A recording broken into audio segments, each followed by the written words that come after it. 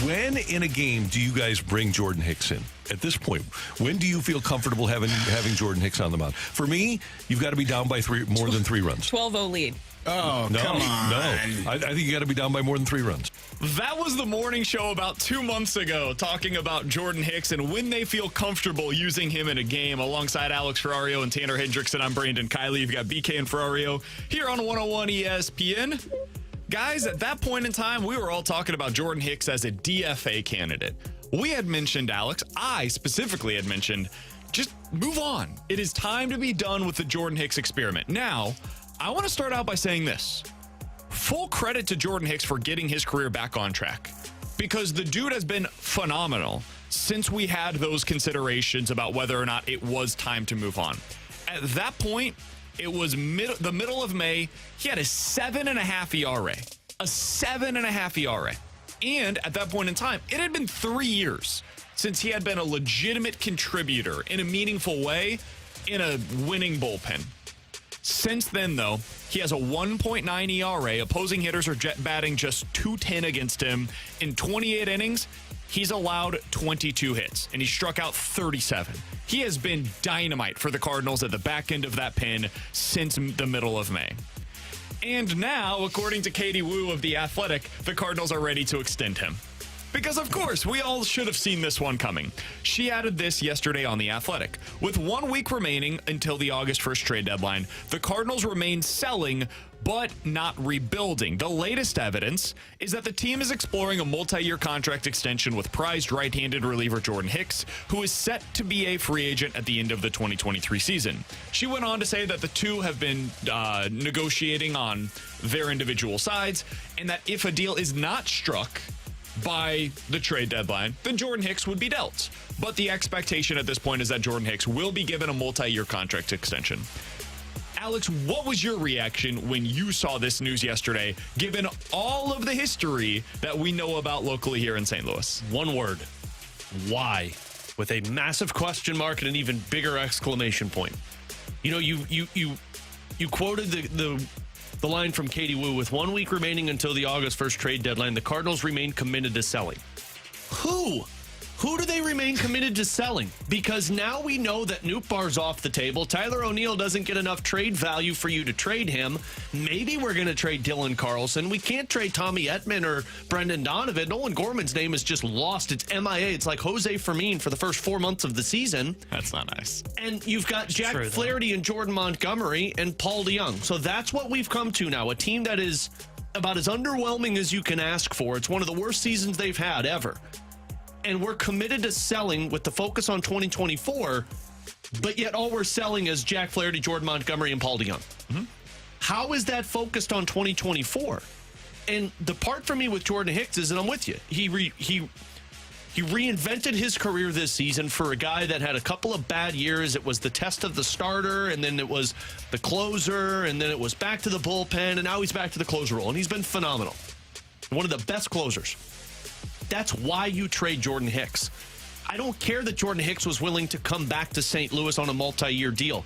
If he was, then I would have taken my chances, rolled the dice in the offseason, and seen if I could have gotten him back, but also gained assets in return. And I know these assets aren't probably going to be helpful in 2024, but your pitching system right now is awful.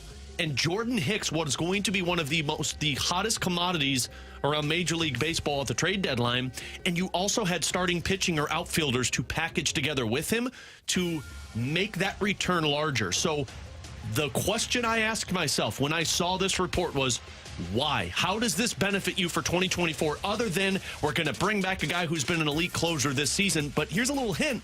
Those elite closers in one season, they don't typically last for multiple seasons beyond that 1 year. Yeah, I hate this kind of deal from the St. Louis Cardinals perspective. You should not pay for relievers. And in terms of giving them contract extensions, he is going to be one of the top commodities on the market. He might even be the guy that would have brought in the most assets in return for a free agent to be for the St. Louis Cardinals. And instead, you're going to sign him to a multi-year contract extension. I don't know. That to me is too risky. For a guy that bullpen arms, where we talk about where they are volatile and you never know what you're going to get from them, and he's like the perfect example of that, and now you're going to give him a contract extension rather than trade him. I just don't like it. I don't like the idea of extending bullpen arms because of that volatility that we've talked about. So I would have just let him go to the market via trade, by the way. Trade him, let him go to the market, and then as Alex said, if you truly had interest in him, then potentially go and try and bring him back. That would also still be a mistake, but... Yeah, I agree. I wouldn't do that either because of just the inconsistencies. Yeah, the inconsistency that you've seen from Jordan Hicks. I cannot believe that they've gotten to the point where they said we need to bring back Jordan Hicks, because they were probably this close, very close to DFAing him this year. Even though they said all the right things. Yeah, even though they said all the right things of we're sticking with him, they were probably one or two more bad outings away from just cutting ties with him, and now they're going to give him a contract extension. It just makes no sense for me. So we've got a lot of mixed messaging on the text line. 314-399-9646 is the Air Comfort Service text line. And the majority of them, I would say, like 60-40, say something to the effect of, guys, I don't understand how this is a bad move. Let me try to explain from my perspective why I disagree with the decision. First of all, it's because of a philosophical difference that I have with the organization when it comes to multi-year contracts. They're going to fire you from for payroll. Relievers. Nobody ever thinks that they're signing a bad contract with a reliever. Otherwise, why would they do it, right? Everybody thinks they're going to be the one that gets away with it this time around.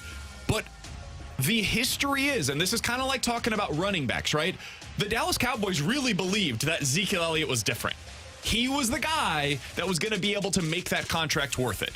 Guess what? It didn't work. Now, the Carolina Panthers, they thought Christian McCaffrey, well, look at what he does. He's a pass catcher. He's a running back. Like, everything he does makes him more valuable than the typical running back. We're not going to be the ones that get burned by this. That's how everybody feels when they talk about their relievers.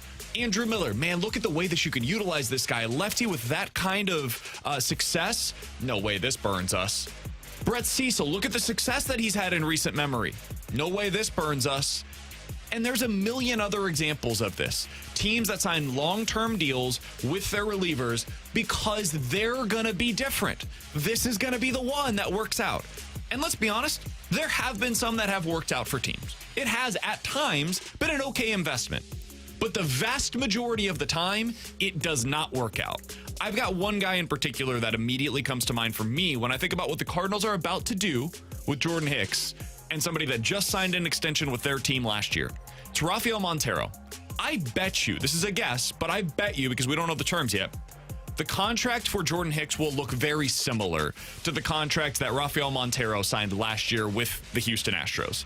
Now, Montero, huge piece to their bullpen that ended up having a ton of success in the playoffs. Montero signed a 3-year deal worth $35 million last offseason. Alex, do you know what Montero's ERA is this season? We're playing a BK game, so I got to imagine it's like 5, 6, or 7. It's 6.5. Oh, my God. I was right on the money. This is how it works with relievers, man. And so if the Cardinals are going to sit here and look us in the eye and say, hey, we are selling low on Tyler O'Neill, so it doesn't make sense for us to sell him right now because there's a bunch of teams that are trying to buy low on him, then what the opposite of that would be is selling high. You're selling high on a bullpen arm that this year has been dominant for you. So do it. This was your opportunity to get a real return for a volatile piece that we see year after year does not work out when you give them multi-year contract extensions. And you're going to do it again? Again. When is this team going to learn, man? At what point do they learn from their mistakes? Snow's not that hot. Keep touching it. They're not learning from their mistakes of having a glut in the outfield for years and not giving opportunities to the young guys. So they're gonna punt on Dylan Carlson. And I'm not even high on Dylan Carlson, but keeping Tyler O'Neill over him is insanity. They're gonna once again fall into the pit of the multi-year contract extension for the exciting reliever instead of getting legitimate value for him at a trade deadline when you need, more than anything, to recoup value from some of these guys that you can sell off right now. It is insane what we are talking about right here. In a vacuum, signing Jordan Hicks, that's fine. If you want to get him on a short-term, buy low deal, I would have no issue with that. That is not what you're doing. You are buying high on what is a basically new car type of an asset. The moment that you buy a new car and you drive off of the lot, it loses like half of its value. That is what you're doing with Jordan Hicks right now. I'm looking for a car. They're talking out of both sides of their mouths with this. We heard that the focus was on 2024 and pitching. You know how you get pitching? You trade. By re-signing it. That's not true. Oh. You trade, so you bring in new pitching, because what they've had is Jordan Hicks for the last 5 years, where Jordan Hicks was a good closer, and then Jordan Hicks didn't play, and then Jordan Hicks came back and dealt with injuries, and then Jordan Hicks was a starter, and that failed, and now he came back and had a bad season and then started to play well and has been one of the better closers in baseball. That is the definition of inconsistency, and you've seen it for 5 years. You can't use we don't know what he truly is. You're re-signing him because you know what he is, or you think you know what he is. But you doing this also means you're not gaining pitching. And you've taken all of these guys off of the market that you say, well, we don't want to sell low on them, or we feel he's a part of 2024, or we don't know what he truly is yet. Now you're not trading anybody who's going to get you anything at the deadline, which means you're going to go to the offseason to where you have to trade actually good pieces to gain good starting pitching or spend a ton of money to bring in pitching. And here's a hint, the Cardinals don't like doing either of those things. So you're going to run it back with the same team because you're unwilling to part with pieces who have been good for you this season that other teams want, because you're worried that's going to bite you in the rear end next season. And that is not a good game plan for you to retool your team. It feels like they continue to be operating with like one hand tied behind their back, and they've done that to themselves by saying all these pieces are untouchable, by extending Jordan Hicks and limiting what they can trade from their roster, because we mentioned it. I mean, the guys that are untouchable at this point is like 6-7 players deep on that list, and then also you add in Tyler O'Neill, who not untouchable, but they're unwilling to sell low on him. Like, they just continue to kind of feels like tie one arm behind their back at this deadline because they keep removing some of their top. They remove one of their top assets. They're unwilling to listen on some of their other top assets, and they're unwilling to sell low on a piece. Like, it just feels like there's too much for them to try and accomplish while limiting what they're willing to do. So, and for me, the Jordan Hicks deal feels like one that we're going to look on next year or in 2 years and go, Mo got another contract extension wrong. It is more likely that is going to happen rather than we go, that was a steal of deal for the St. Louis Cardinals. And this is the thing. If it was a 1-year deal, I would still think that they are missing out by not getting the assets in return. I'd be more pissed off if it was a 1-year deal. I could go either way with it, because I think if you're getting a 1-year deal with Jordan Hicks, you're probably getting a discount in terms of the number of years that you're giving him. And so I could at least listen to it in that scenario. You're probably giving him 3 years, and my guess is this is somewhere around $30 million. This is just speculation. I'm guessing that's probably around where this contract would end up coming out. 3 years, $30 million. That is market value for Jordan Hicks. Are you getting a little bit of a discount? Maybe he would get like 35 if he hit the market, but 3 years is legitimate term for a reliever. There are very few guys that get that kind of money in those kinds of years on the market. We've had a lot of people text in something to the effect of, but guys, he's so young. Look at his age. I'm so tired of hearing about guys being young. Okay, he's young. He's also been in the big leagues for 6 years. Yeah. Logan Brown was young too. I understand that, like, he has quote-unquote less tread on the tire because of his youth. Man, he's thrown 220 big league innings. I just, at some point, these are depreciating assets that you're giving big-time money on multi-year contracts to. And that's what we're witnessing. They're doing it again. And maybe this one ends up working out. That does not make it the right decision. Process versus results, right? The process on this, in my opinion, is wrong. Again, the process of keeping Tyler O'Neill over Dylan Carlson is bad. The process of holding on to your assets so tight that they depreciate to the point where you can no longer sell them the way that they have already with Tyler O'Neill, and then saying, you know what, we should keep holding on a little longer because maybe he can become next year's Paul DeJong. It's not good process, man, because of what it means for some of your other decisions. If this leads to them trading Ryan Helsley and Giovanni Gallegos, all right, fine. I've got no problem with that. But the goal was Next year, overhauling this bullpen. That did not mean going out and spending crazy money on your bullpen arms. That did not mean going out there and adding a bunch of veteran guys at the back end of this pen for multi-year guaranteed contracts. It meant at this year's deadline, getting a bunch of young pitchers that have options that you can add flexibility to the back end of your pen, and that's the way that you fill this thing out. So, yeah, I think this is a mistake by them. I think it means that they have not learned the lessons that we thought that they had learned. One of the biggest ones, one of the easiest lessons that I thought they had learned was no longer giving out multi-year contracts to bullpen arms. And here we are once again. Au contraire, though, BK. What you're not thinking is what the tinfoil cooked up last night. Everybody better prepare for Jordan Hicks to be your number 3 in the rotation next season, because he's not coming back as a closer. You just got a number 3 for $10 million per year, if that's what it is. So, speaking of giving out about $10 to $11 million for a starting pitcher, that's what the Cardinals have done with Steven Matz. Are we back in on him as a starting pitcher for the Cardinals in 2024? We'll talk about it next year on 101 ESPN.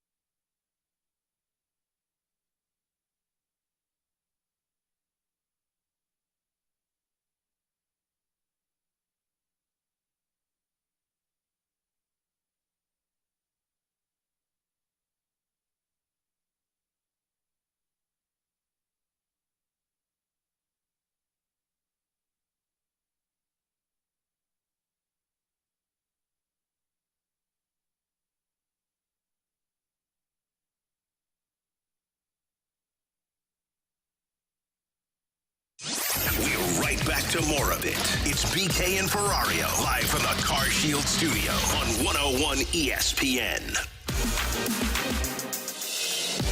Well, Brad, Steven Matz back in the rotation for the Cardinals, and after his exile to the bullpen, he's come back. He's looked like a new man.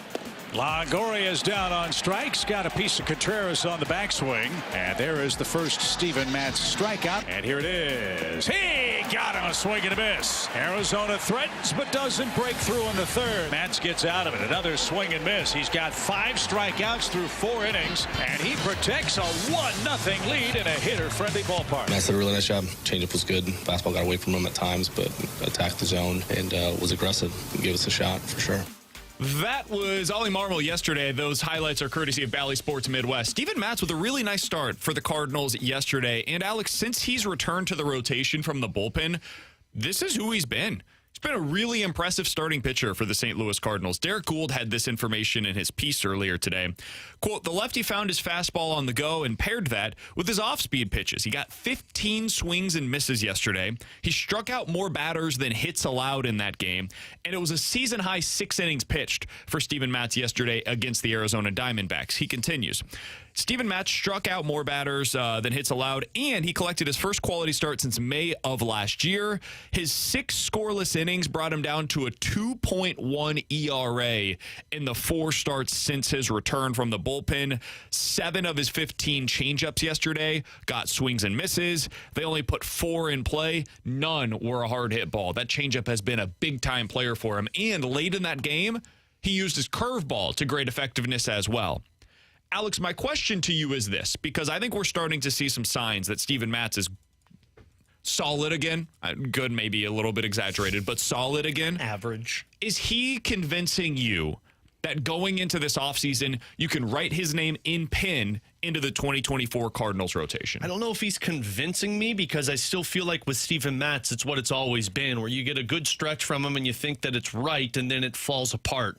But what he is doing is he's making me a little bit more comfortable with the decisions that they have with the rotation next year. I'm not convinced he's in your rotation, because if it implodes, then we're talking about the same thing this year that we're talking next year. But right now, Steven Matz going in as one of those 5 next season makes me feel better, rather than sitting here saying, I only have Miles Michaelis and I've got to fill those other 4 spots. Because Steven Matz is being paid to be a starting pitcher, and right now he's looking like somebody who can provide you exactly that. Is he a pitch-to-contact guy? Yes, getting more strikeouts right now, which is a really good thing for him. I still view that rotation as needing a lot of help, and Steven Matz is going to be a part of that fix. I'm still skeptical, though, that he has figured it out to be a starter from start to finish. Yeah, see, I think he's figured it out, and I'm writing him in pen for the rotation for 2024. And kind of the contract helps me write it in pen, too. But Sure. And the fact you only have one other pitcher. Yeah, and that also helps, too. There's a lot of factors that help Matz get back into the rotation outside of him just pitching well. But I think you can write him in pen. And I will even say this to that extent as well. With Michaelis and Matz, I think you kind of view Matz, instead of viewing him as a contact pitcher, I think you view him more as a swing and miss pitcher. Yep. I think he kind of gets this underwhelming rap of being a contact pitcher because he throws the sinker. But I mean, he had 10.1 strikeouts per 9 last year, and he's only at 8.8 now. But as you saw last night, he had really good swing and miss stuff. And when he's right, he has that with that sinker and the changeup. His changeup looks awesome. It reminds me when Waka had it when he was here in St. Louis. I think you view him more as he's got swing and miss when you're looking at your rotation. And we've had the conversations, like I think it was yesterday we talked about Aaron Savali from the Cleveland Guardians. And I said, well, he pitches to contact. I don't really need that guy in the rotation. I think you could have probably 2 guys that are quote-unquote pitch to contact in a rotation, as long as you've got 3 other guys with swing and miss and one of those guys being like a top-end starter. So I think if you view Matz in this rotation like I do and you're writing him in pen, I think you can kind of like put a little parenthesis next to him and say swing and miss stuff, and you could look for a contact pitcher when you're going into the offseason potentially. I think Steven Matz is one of the wins for the Cardinals this season. I think it's worked out. I think the contracts that you signed him to so far, last year was obviously disappointing, but that was more related to injury than anything else. When he was a pitcher for the Cardinals and he was on the field, he was fine. Ended up pitching about 50 innings for you and had a 3.7 FIP. Now, the ERA... Hold on, pause. Okay, here you go. I was going to say, the reason he went to FIP was he looked at the ERA and went, oh, this isn't going to help my case. The ERA was bloated, but it was a little bit of bad luck. I know nobody wants to hear it, but it's true. The same people that are asking right now for the Cardinals to trade for Lance Lynn or to add him next offseason, they're having the exact same argument for Lance Lynn that I can make for Steven Matz. And Steven Matz has been better over the last 2 years than Lance Lynn has been. So Steven Matz has some of that swing and miss that T-Bone was just talking about. And if he's your number 5 starter, you got a pretty good rotation, man.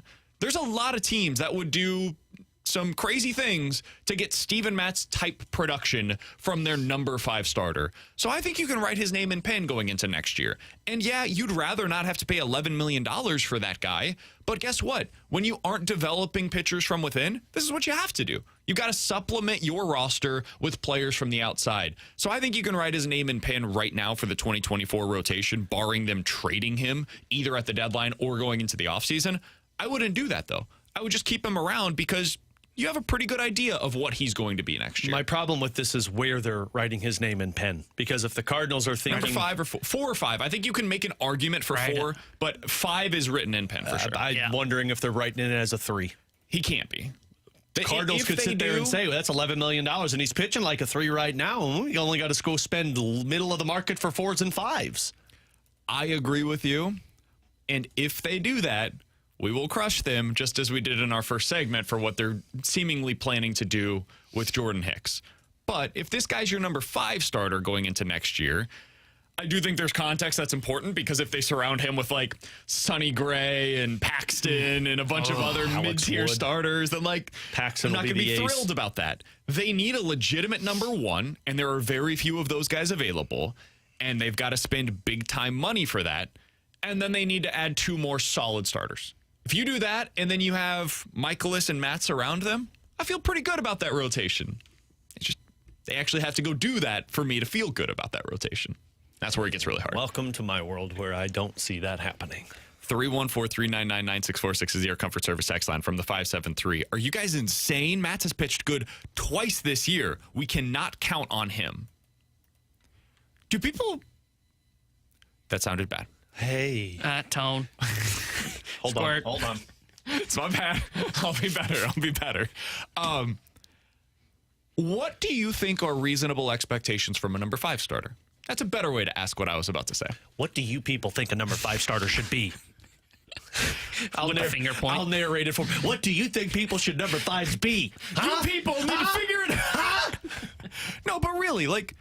What do you think we should be expecting from the Cardinals number 5 Typically, starters? when I think number 5, I'm thinking somebody who's able to give you, I don't know, somewhere between 120 and 150 innings, and I'm thinking somewhere between a 4.5 and a 5 ERA. I mean, basically what I think, and the ERA is kind of low for what I would expect from a 5, but look at Steven Matz in 2021 when he was with Toronto. He pitched 152 thirds innings, made 29 starts, and he had a 3.82 ERA. I would expect maybe the ERA to be in the 4s, but like that's kind of what I expect from a number 5. And he had okay swing and miss, around 8.6 strikeouts per 9. Like that's kind of what I would say I would be looking for in a number 5. Now, where you lost me was where you said like the Mets looks like a win right now this year. Like that I can't agree with. But I do think going into next year, you can count on him in terms of, hey, the Cardinals figured out what was wrong in the first half. That's what I'm talking about. I think that he should be considered a win because they figured it out with him. And it's the same thing for Jordan Hicks, right?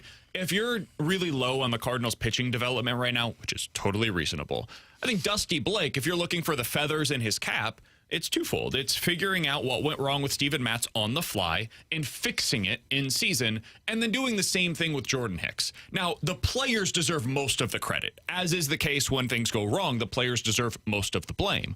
But I will give a little bit of credit to Dusty Blake because clearly they've figured something out with both his changeup and his curveball, the feel for those pitches. And that is something that we would expect a pitching coach to help with. So that's where I was saying he's a quote-unquote win for the 2023 season. Someone texted in and said, I'd like to text in snaps for BK for catching himself in personal growth there. Thanks, guys. I He appreciate didn't it. catch himself. He saw both me and T-Bone's eyes and said, oh, God, I can't say that. Their eyes became saucers. And I was like, oh, boy. He saw me grab the water bottle.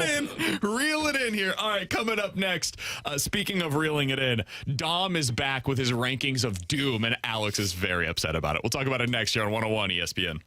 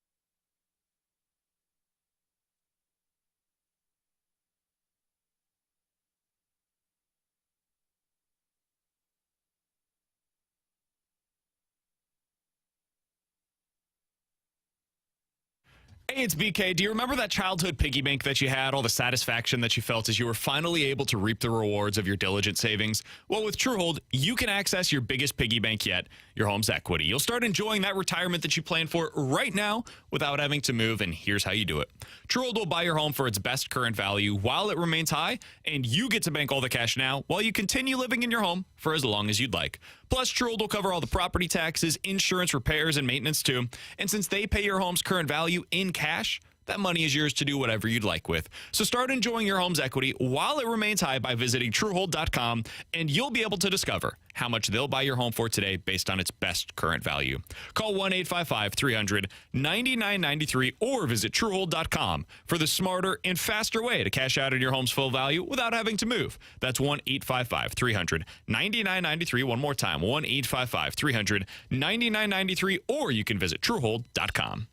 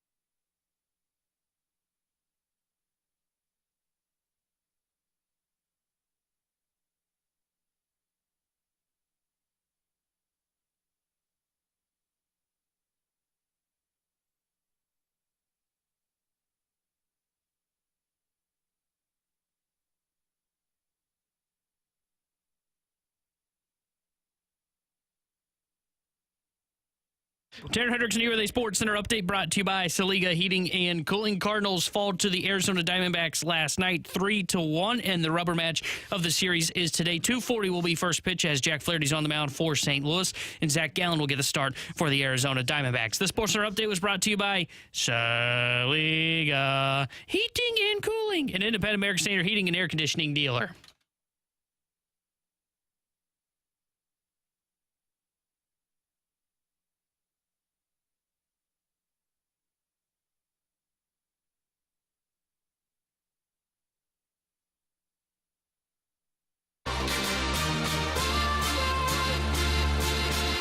Alongside Alex Ferrario and Tanner Hendrickson, I'm Brandon Kiley. I always know it's going to be a good day when I go over to The Athletic, click on the NHL tab, and there's a piece by our friend Dom. Alex, today's was a guaranteed. Alex is going to hate this, though. Is that why it was a good day? You knew I was about to get really angry today? I really enjoy Dom versus Alex Ferrario. It's one of my favorite things every year. And it's become an annual tradition, Alex, because every year around this time, Dom uses his fancy numbers, and he puts that algorithm in, and nothing else to talk about. Pushes all the buttons, and that model spits out the 10 best and the 10 worst contracts in the NHL. It's very rare for the Blues to have anybody mentioned on the 10 best contracts in the NHL. But you know what we are guaranteed to see? We are guaranteed to see at least one Blues player on the 10 worst contracts in the NHL. You know, I was hoping to see Dom in Nashville when we were out there, just so I could walk up and shake his hand and let him know how I really feel, but he wasn't. I couldn't find him anywhere. Now, it is worth noting, the Blues do not have the worst contract in the NHL. Oh, no. That belongs to the Chicago Blackhawks, and we knew this was going to be a disaster of a contract from the day that it was signed, Alex. Seth Jones, that is the worst deal in the NHL, according to Dom's model. The second worst, though, that belongs to us, baby. And you already know, without me even having to say who it is, who that name is. It is the one, the only, number one defenseman for your St. Louis Blues, Colton Parayko. Alex, your thoughts?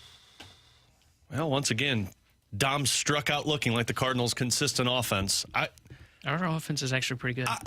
Been great. How do Top you... 10. Unlike the Parayko What they contract. do last night? I mean, one game. Yeah, it happens. Oh, I mean, Parayko can have one good game. Oh, one game. if you want me to judge Colton Parayko on his worst game, buddy, we've got some conversations we can go ahead and have about that. We can do this all day long. Guys, we can dance this rodeo all day, but let's save it for the 12 o'clock hour. Touche. Here's the thing. I don't understand how you have Seth Jones at number one, $9.5 million for, what is it, the next 8 years with the Chicago Blackhawks, or 7 years because they signed it last year? And then the next dip down is a guy who's locked up for 7 years at $6.5 million. Because if people want to spend time and go through the rest of this list, boy, howdy, can I come up with some other names for you that are worse contracts than Colton Parayko. Jonathan Huberdeau? You don't think Calgary right now is thinking, what the bleep are we doing with this guy? $11.5 million for a guy who underperformed? How about you scroll down a little further on this list for Dom? Marc-Edouard Vlasic. The dude signed an 8-year, $7 million contract when he was 32 years old. That's only 3 years left, though. Okay. He's 36. 36 years old. That means at 39, this guy's making $7 million. Here's the thing with Colton Parayko. Can we have a conversation about Colton Parayko? Yeah, I think he signed 8 years at what, 29? When we get to that point, we can talk about that. But that's what he's talking about here. No, he's talking about right now. Yeah, For the life of the contract, fine. what are the worst And deals? read You even just further agreed on with it. Dom without knowing it. And read even Fantastic. further in there where he says Colton Parayko could actually probably be a really good defenseman on another team. Why? Yeah, because he's not the number one. How about what? He's not the number one on another He team. compared him to Hampus Lindholm. Hampus Lindholm wasn't the number one in Anaheim, and then they shifted him to Boston, and he was a number two, and now he's playing well. That's what Dom's saying is if you send him to another team and he's not the guy, But then the he could be contract a good all of a sudden defenseman. is good enough? No, he's going to prove it on the ice. Rather than look To at be Colton clear, he didn't Parayko. compare him as a player to Lindholm. He compared the situation where teams saw the potential of Lindholm, and they said, I want to bet on that upside So elsewhere. why would you trade that? You wouldn't. I would. We talked about this all offseason. I would not trade Here's the Colton thing. Parayko. Last but his night- contract is going to be bad at the end of it. Or it's very likely to be bad. by Earlier in end the of it. season, now. Curbs and I accept were that. talking about this, and we looked at Hockey Reference because you could do kind of a comparable player like through their years. And the player that came up that was comparable to Colton Parayko is Esa Lindell with the Dallas Stars. Dallas Stars, he's a left-handed defenseman. He's 6'3", 220 pounds. And he's a really good, he's a perfect top four defenseman for them. And last year, he had probably his best year. And if you look at Colton Parayko, this was, no question, his worst year for the team.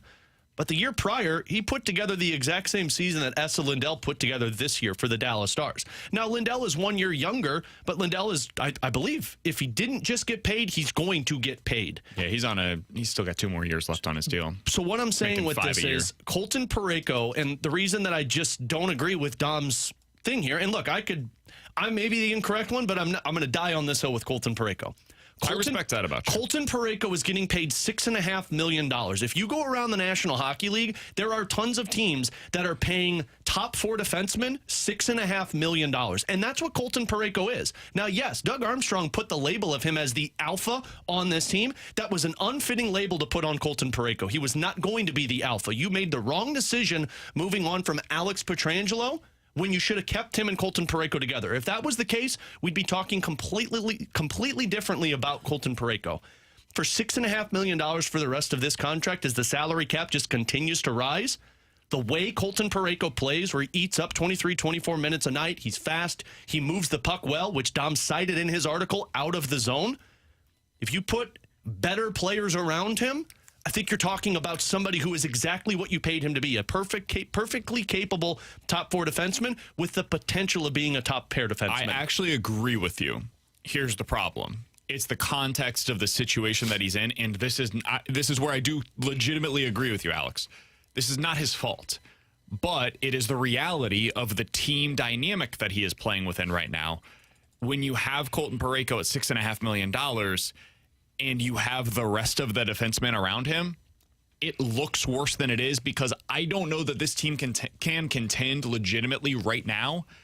And so you're getting less of the good right now on his contract and you still have to deal with the bad at the back end. So when you get the term that he got because they wanted to bring down the AAV, because they say, you know what, we'll live with the fact that when he's 37, 38 years old, he's going to be making $6.5 million, and that's probably going to be bad. Doug Armstrong has admitted as much. He knows the back end of the Shin deal, the back end of the Parayko deal, the back end of the Falk deal, the back end of the Krug deal. He knows those are going to hurt, but he was willing to pay that then for what the good is up front right now.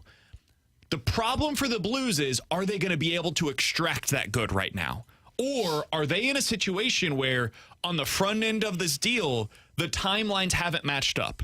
Parayko is still youngish, and the Blues are in a retool. That's where the problem could potentially exist. Where I do agree with you maybe most, though, I don't even think this is the worst deal on the Blues. I think, and I've said this since the day that it was signed, this is not a flippy floppy by BK. I think the worst deal on the Blues right now is the one that they signed last offseason with Nick Leddy. A 4-year deal worth $4 million per year with a full no-trade clause for a 32-year-old defenseman that I don't even think is a top 4 defenseman, and I didn't think that last year. Teams around the NHL didn't view him as a top 4 defenseman. And the Blues gave him an extra year to bring down that term, and I don't even think it really brought down the term. I think you got a $4 million player for $4 million, and you had to pay an extra year or two on top of it. So for me, that is the one that I would point to on the Blues. That's the worst. But I understand where Dom is saying that because of the term on the Colton Parayko deal, that back end hurts so much that's why he would rate it higher. So I get that part of it, but I just think for flexibility and for what the Blues are trying to do right now, the one that is hindering them the most is actually that Nick Leddy deal. Yeah, and they signed him to that contract extension, that 2020-2021 season for that 7-year or 8-year deal at $6.5 million. And this is to the point that I was making. When he signed that contract, everybody looked at it as, man, that's a really good deal for Colton Parayko. Probably not going to look good on the back end of it, but that's what you have to do. I think that everybody thought that at the time. For what it's worth, I did not feel that way at the time. I thought it was $6.5 million to get a Colton Parayko. I was worried about the back issue, and I was worried about the term. And I hadn't seen him take the step as playing as the number one guy. And again, to your point, they shouldn't have put that label on him, but that's the situation he's in, is that they put that on him and expected him to become that guy. All I'm saying is, when you look at that contract and sit here and say, yeah, Dom's calling it the worst contract in the NHL. Second, which is still wild to me that's the second compared to a guy who's making $9.5 million on an awful team. Anyway, Colton Parayko now to Dom looks poor. But when the salary cap goes up $10 million in 3 years and he's 33 years old, and let's say that this past season was a one-off, and this is on Parayko to fix it, because if you have this year again, yeah, I can get on board with this because he's not even playing like a top 4 defenseman. But if Colton Parayko were to be moved, you don't have anybody who's filling his shoes. And that's why I wouldn't move him. I don't think and that's why I can't look at it and say that's the second worst contract in the NHL. I think we're having two different conversations, though. I think we're having the conversation about, is the deal bad today? Or is the deal, in the context of everything, with how long it is that eventually going to be a bad contract for the Blues? So they're going to be stuck with what is a bad deal. But we're looking at that in the context of the salary cap of what it is now. At the end of that deal, think of what the salary cap could look like. I don't know what it's going to look like. Well, we know it's going up $5 million next year. I don't think having $6.5 million for 37-year-old Colton Parayko is going to be a good deal. Yeah. Like today, 10 years from now, I don't think that's going to be a good deal. It's probably going to be something that you wish that you could get out of. But again, if he's great over the next 3 years, if he turns this thing around and becomes the player that you certainly believe he can be, Alex, then we're all going to be fine with that. Because you get up front the great early years in the contract, and that more than makes up for the back end. This has always been my thing on the massive deals, the mega deals in Major League Baseball. You think anybody's upset about the Manny Machado deal? No, because of what he was able to do at the front end. Bryce Harper, you think anybody in Philadelphia is going to be mad 6 years from now if that deal goes south for him at the back end? No, because they got MVP level performances at the front end of the deal. Shohei Ohtani, he's probably going to sign a 10-year deal this offseason. If he is excellent, this year's Shohei Ohtani for the next 5, it will more than make up for whatever the back end of that contract looks like, because you got surplus value on the front end. And that's where the question for me comes back to with Parayko. Are you going to get that? And I don't know. I would continue betting on it. That's where I am with you. But where we kind of diverge on this path is how good we think he is, and can that make up for the back end? I do think it's probably a quote-unquote bad deal, but for the Blues, it's one that you're stuck with, and you made this bad, now you got to lie. And unfortunately for Parayko, I don't know if he's ever going to be able to get out of this in Blues fans' minds because of just the player he is, to where he's on the ice in all situations, which means he's going to be on the ice for goals against. That's just how it's going to work. And you're never going to be able to get away from the alpha dog comment that was made about you from Doug Armstrong, and you're never going to be an alpha dog. Unless they win. If they win, all of that stuff doesn't matter, because we were hearing the same thing about Petro and Bouwmeester. Like, we've been hearing this stuff about a bunch of different defensemen in St. Louis. When you win, you get rid of all of that stuff. Alex Steen, that was a bad contract. A really bad contract. That's what we were saying here in St. Louis until he takes over that fourth line role, and we all know what ends up happening with their run to the Cup. The Bozak contract, I think there were a lot of people that were critical of that at the back end of the deal. But guess what? They won. And everything is forgiven if you're able to find a way to win. Yep. That's what they have to do. Coming up next, questions and answers here on 101 ESPN.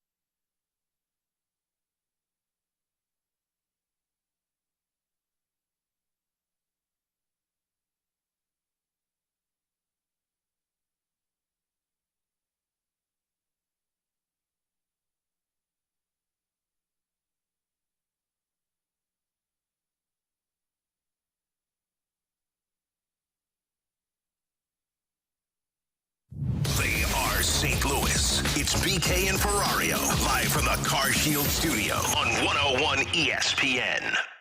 You've got questions, we may have the answers. Maybe. It's BK and Ferrario's questions and answers on 101 ESPN. 319-9646 is the Air Comfort Service text line for questions and answers. Coming up in less than 10 minutes, we'll talk to Jim Duquette, former Major League Baseball general manager, now working with MLB Network Radio. What does he think the Cardinals should do at the deadline? What does he think of the Cardinals' decisions to A, hold on to Tyler O'Neill, and B, potentially give Jordan Hicks a contract extension? We'll talk about all of that with Duquette in a little less than 10 minutes. But let's start with this. T-Bone just mentioned this during the break. Apparently, Tua Tagovailoa was asked about the Netflix series called Quarterback. Now, last year, if you haven't seen the show, Patrick Mahomes, Marcus Mariota, and Kirk Cousins were the three quarterbacks that were profiled in this show. Followed them throughout the entirety of the season. Ended up putting out what I thought was a really compelling show as a result of it. Tua was asked if he has been approached about it. He said he has. He declined. He does not want to be a part of it. He wants to continue to be more private in his personal life than what the show would allow him to be. Alex, if you could have one quarterback on the show, who would you want it to be? Because apparently Justin Fields also declined the opportunity to be on the show. Josh Allen, Joe Burrow would be interesting. Honestly, Lamar Jackson after that contract extension would be really intriguing. And then probably like a Dak Prescott. Like, I'm thinking more of like the star power around it that has the storylines going into the season. Those would be the ones that I would be most interested in. I like those, and I really like Burrow. The one that I want, just because I think Burrow would be my number one choice. Yeah, he would be my number one too. The one that I really want, because I think it would have a good storyline if the season either goes well or goes south, more likely south, would be either Mac Jones or Russell Wilson. Russ would be a great one. I think Russ would be really good. I just don't know if he's interesting. I agree. That's why I'm kind of skeptical of it. But like, let's ride while we're 3-12 in Sean Payton's first year, and Sean Payton's like talking to. I mean, there's a chance like he could then just go to the front and be like, guys, we're not going to win with Russ anymore. He's out of his prime. Like, there are so many good storylines if the season goes south for the Broncos or even the Patriots of how much Bill Belichick hates Mac Jones. You know who I think might be interesting? I hadn't really considered it until this moment. Brock Purdy. It was officially announced yesterday that he's been cleared medically to be ready to go this season. I think Brock Purdy could be a really interesting guy who's going into year two. He's first year of him being legitimately named the starter for a contending team in San Francisco. I think that could be a fun one. And you've got all the storylines of a top, conservatively speaking, top three team in the NFC. I think Brock Purdy could be good for that mid-tier quarterback level this upcoming season. That would be one that I would be interested in. I still want that star power, though. Oh, totally. Like, you gotta I get the want star Burrow power as the number one. Okay. I think he should be the headliner. Yeah. Okay. I like that. All right, 314-399-9646. Alex, you are the guy that has always loved Aaron Nola. Somebody from the 636 asks, if the market for him is less than $33 million a year, would you be interested in making an offer? What would the years be on it? I'm still thinking like five at 30, something like that. I would do that. Maybe a little more, but it's easy math there. 5 for 30, I would do that. I think he provides you that ace caliber player, and I know that there might be more intriguing names with swing and miss out there, whether it's Blake Snell or if it's Lucas Giolito. But for me, that tells me the Cardinals are being aggressive and they're going for it. And Aaron Nola has been an ace for the last few years, and you're going after an ace. So yeah, I would do that. T-Bone? He makes me so nervous because I totally understand both sides of the argument with Nola. I really do, and it's a bad answer for radio, but I get it. I don't know if I would, because I've become very concerned by the ERA spiking as it has. He's done a good job of staying healthy and eating innings this year, but he's given up the most home runs in baseball, I believe, or in the NL, one of the two. And the strikeout per 9 is down and the walks are up. So, like, I'm concerned by what I'm seeing from Aaron Nola. And this is the second time in the last 3 years that there's been kind of a spike in terms of just even ERA, where ERA is up for him. So I'm a little concerned the more that I think about Aaron Nola. And in 21, he gave up 26 home runs as well. He's given up 23, and there's still 2 full months to go. Can't do that at Busch Stadium. I think I would do it. I would be really squeamish about it. Like, if the Cardinals decided to do it, I certainly would not. But let's be honest, we're going to be squeamish about Blake Snell. You're squeamish about Lucas Giolito. At least Snell, I think, is a home run swing. I think I guess the upside on Nola, though, is a legit number one. Like, And we were Snell's going into got a last walk issues. offseason. Yeah, for sure. There are legitimate questions about Blake Snell. I would probably do it. It would just scare the hell out of me. So it's probably a good thing. Somebody on the text line says I would rather pay Giolito $20 to $25 million. I think that's where I am. I get that. I do. But who's the other guy you're going to get? Because you're going to have to still get somebody else that's I know, but I've pitcher. got more money.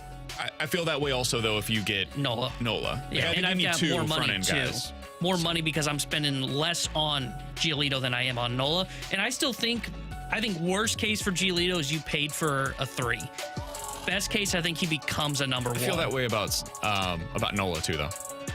I don't think there's any scenario where he's like legitimately bad. Famous last words about signing a pitcher. Coming up next, speaking of signing pitchers, what does Jim Duquette think of the Cardinals holding on to Jordan Hicks instead of trading him at this year's deadline? We'll ask the former Major League Baseball general manager when he joins us next year on 101 ESPN.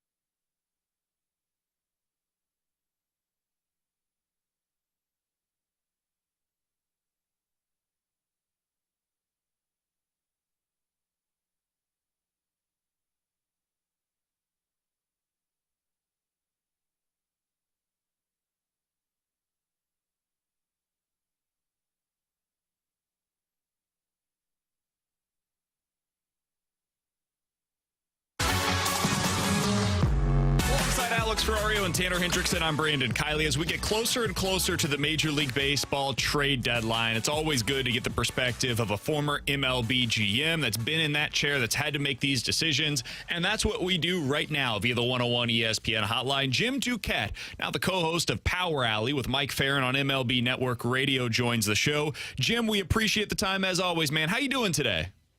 Hey, what's going on, guys? Thanks for having me. Everything is going well. We're doing okay. It's been a weird year in St. Louis with the Cardinals, and it has been a weird lead up to the trade deadline as well, Jim. We heard 2 weeks ago John Mozeliak come out publicly and say, hey, we're selling, and it's going to be focused on pitching. And then over the last 24 hours or so, Katie Wu of The Athletic reports that Tyler O'Neill is not expected to go anywhere. And then yesterday she reported as well that the Cardinals are in talks with Jordan Hicks on a contract extension as well. What is your current opinion of the Cardinals' plans going into the deadline? Well, a couple things. O'Neill, usually you have a feel for what you can get for, a guy like that on the trade market, right? And there's not a ton of bats. Let's just start with him. Not a ton of bats there, but he hasn't had a good year too. So you're not really trading from a position of strength. That's the hard part about it is I think they have some outfield depth if under normal circumstances they're swinging it well. And, you could kind of pick and choose which guy you want to move in that spot. But I'm not so sure that O'Neill has quite the value out there on the market. Obviously, the injuries have played into that too. So I'm not surprised to see that they're not going to at least look at him and move him because I'm not so sure that the value is quite there under, let's say, normal circumstances when he's healthy and when he's been having a better year. So I'll start there. I'm more surprised at Jordan Hicks news because of listen, there are not a lot of sellers, right? I think we were looking at this just a little while ago and going, there's about 8 teams that really you could say are selling. Even the teams that are maybe on the bubble, like the Mets and the Padres, they're showing that they're going to be buyers or at least holding, right? So I think, the Red Sox, the Yankees, they're buying. Angels are buying. Cleveland, Seattle, I think, is a team that's on the rise and they're buying. So if you took maybe the Cubs and added them to the mix, there's just not a lot available, and it's a great seller's market. If you want to move a guy like Hicks, you could get a pretty good return for him, and you could go sign him this winter. So I'm a little surprised that they would take him off the market. It would have to be a pretty big, serious discount for me anyway, and for a lot of GMs to not move him in this environment right now. Jim, when we've seen this Cardinals team over the last couple of weeks where it seems like that they were selling off as much as possible to bring in a lot of assets, and now we're starting to hear more and more names come on the list where they're not willing to talk about those players, whether it's Lars Nootbaar, Tyler O'Neill, now with Jordan Hicks. Yeah. As somebody who is a general manager, does that give you the feels that maybe John Mozeliak's starting to second guess what he originally said of wanting to be a seller and bring in assets for 2024? Well, a lot of that too. I would say the short answer on that is yes, but I think there's a factor in there, right? So Nootbaar, I expect to have a little bit better year. He's not on the surface. He's an on base guy. He hasn't shown much power right this year. So I think that part of it kind of factors into it as well. And if you're not making, some of the higher profile and guys who are having, like the Arenados and Goldschmidts, which I completely understand why I wouldn't move them because I think they're a team that's going to be in the mix to get back on the winning ways next year. You can make a guy like Donovan available, but I wouldn't move Donovan because he's young, he's controllable, and he's talented. So if you start to look at some of the assets that they're trying to move, there's not as much value as he's thinking, right? So that's where I'm kind of reading. There's 2 ways to look at it. Yeah, maybe he's changed his mind, but right now their job is to go out and find what's available and what each team, how they value their players. And I think you're probably getting a little bit of that, on a guy like Nootbaar too. So I don't know that for sure, but that's my read on the market. I still think there's plenty of value, for the pitching. Even like Flaherty, him pitching, he's pitching right today, right? So like it's an important outing for him today. If he pitches well, that's what you want. If you're a GM, you want to see that last start, that you want it to be a good one, right? Not a clunker. So, for me, that Montgomery, those are guys that I still think there's value out there because there's still not a lot of starting pitching value out there to trade. So I still think they can do that. I think they really should consider, Gallegos, even Helsley to some degree as trade market, because I think you can replace those guys in the wintertime. That's where you can do some real damage if you're a GM that's selling, is you can bring in some really good pieces into your system. So I hear their names on the periphery, but I haven't really heard them at the forefront. And if they were truly available, we'd be hearing more about them, I think. Jim Duquette is joining us here on 101 ESPN, former Major League Baseball general manager. Now you can hear him on Power Alley on MLB Network Radio. Jim, I want to go back real quick to what you said about Jordan Hicks. You mentioned how the only way that you think this makes a lot of sense for the Cardinals is if they're getting a legitimate discount on what they're going to be paying him. I mentioned earlier today, I would guess that the terms, it's a multi-year deal according to Katie. I would guess it's something similar to what Montero signed last year on the free agent market with the Houston Astros. That was a 3-year deal worth about $11.5 per year. Maybe this is closer to like 10 or something like that. If you were seeing this as a discount, what would that look like? What do you think a discounted deal would be for the Cardinals? Well, to me, in terms of putting the value on it, right, I think that's the right value. Out to free agency, they signed him, if I'm not mistaken, with Houston. And Montero's had a lot more of, inconsistency. He's been healthy. Hicks has had, obviously, the health issues. So, I mean, you could, argue that Hicks could make more than that if he was out there in the free agent market. But I think that's the right value. Personally, you can do both. So I don't know if there's a discount out there, like I'd be than that. I'd want it from the Cardinal side of things to not trade him.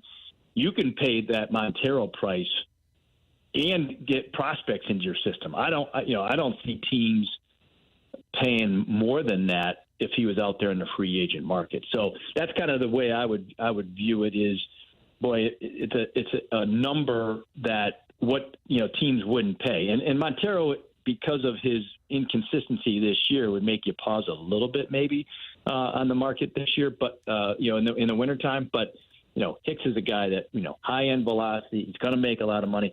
I go back. I'll give this comparison. Andrew Miller back in 2016 and Chapman, they were both dominating guys. Now, Hicks isn't quite there yet, but if you go back to that market, it was also a seller's market. They got those teams that traded him, and the Yankees were one, and I think I can't remember where Miller was coming from going to Cleveland in that sense, but they both got pretty good like number one or number two type prospects in somebody's system. And then Chapman went back and signed with the Yankees. Like, you get pretty close to that, in my opinion, for Hicks. And so that's why I think the opportunity right now is being missed if they end up signing him. Jim, sticking with pitching, Jack Flaherty, Jordan Montgomery, those are the two names that are probably the hottest commodity now, with Jordan Hicks potentially being off the board. We've gone back and forth about potentially what could be the return there. Is it pretty much set in stone from a general manager's perspective that you're really not getting much with these guys pending UFAs, or is there still room to negotiate? No, I think that, and we haven't seen any starting pitching movement. So that's the hard part, right? We saw a reliever go the other day. The Rockies in Atlanta, right, with Pierce Johnson, and he's a guy that's a lesser reliever, and they got a major league pitcher in a prospect that may get there in return, right? With the starting rotation, you're probably getting two major leaguers no impact necessarily for Flaherty or Montgomery, but yeah, I mean, you're getting back.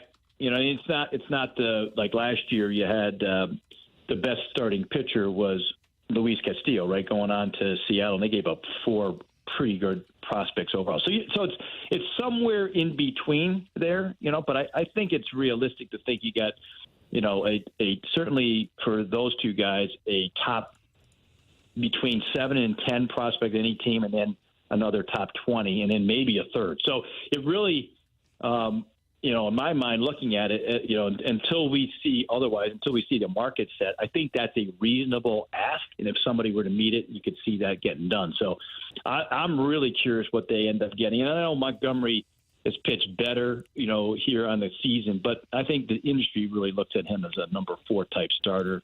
And, I think somebody who gets Flaherty might get some upside there, but you can't pay for it. Jim, I've got 2 more questions for you.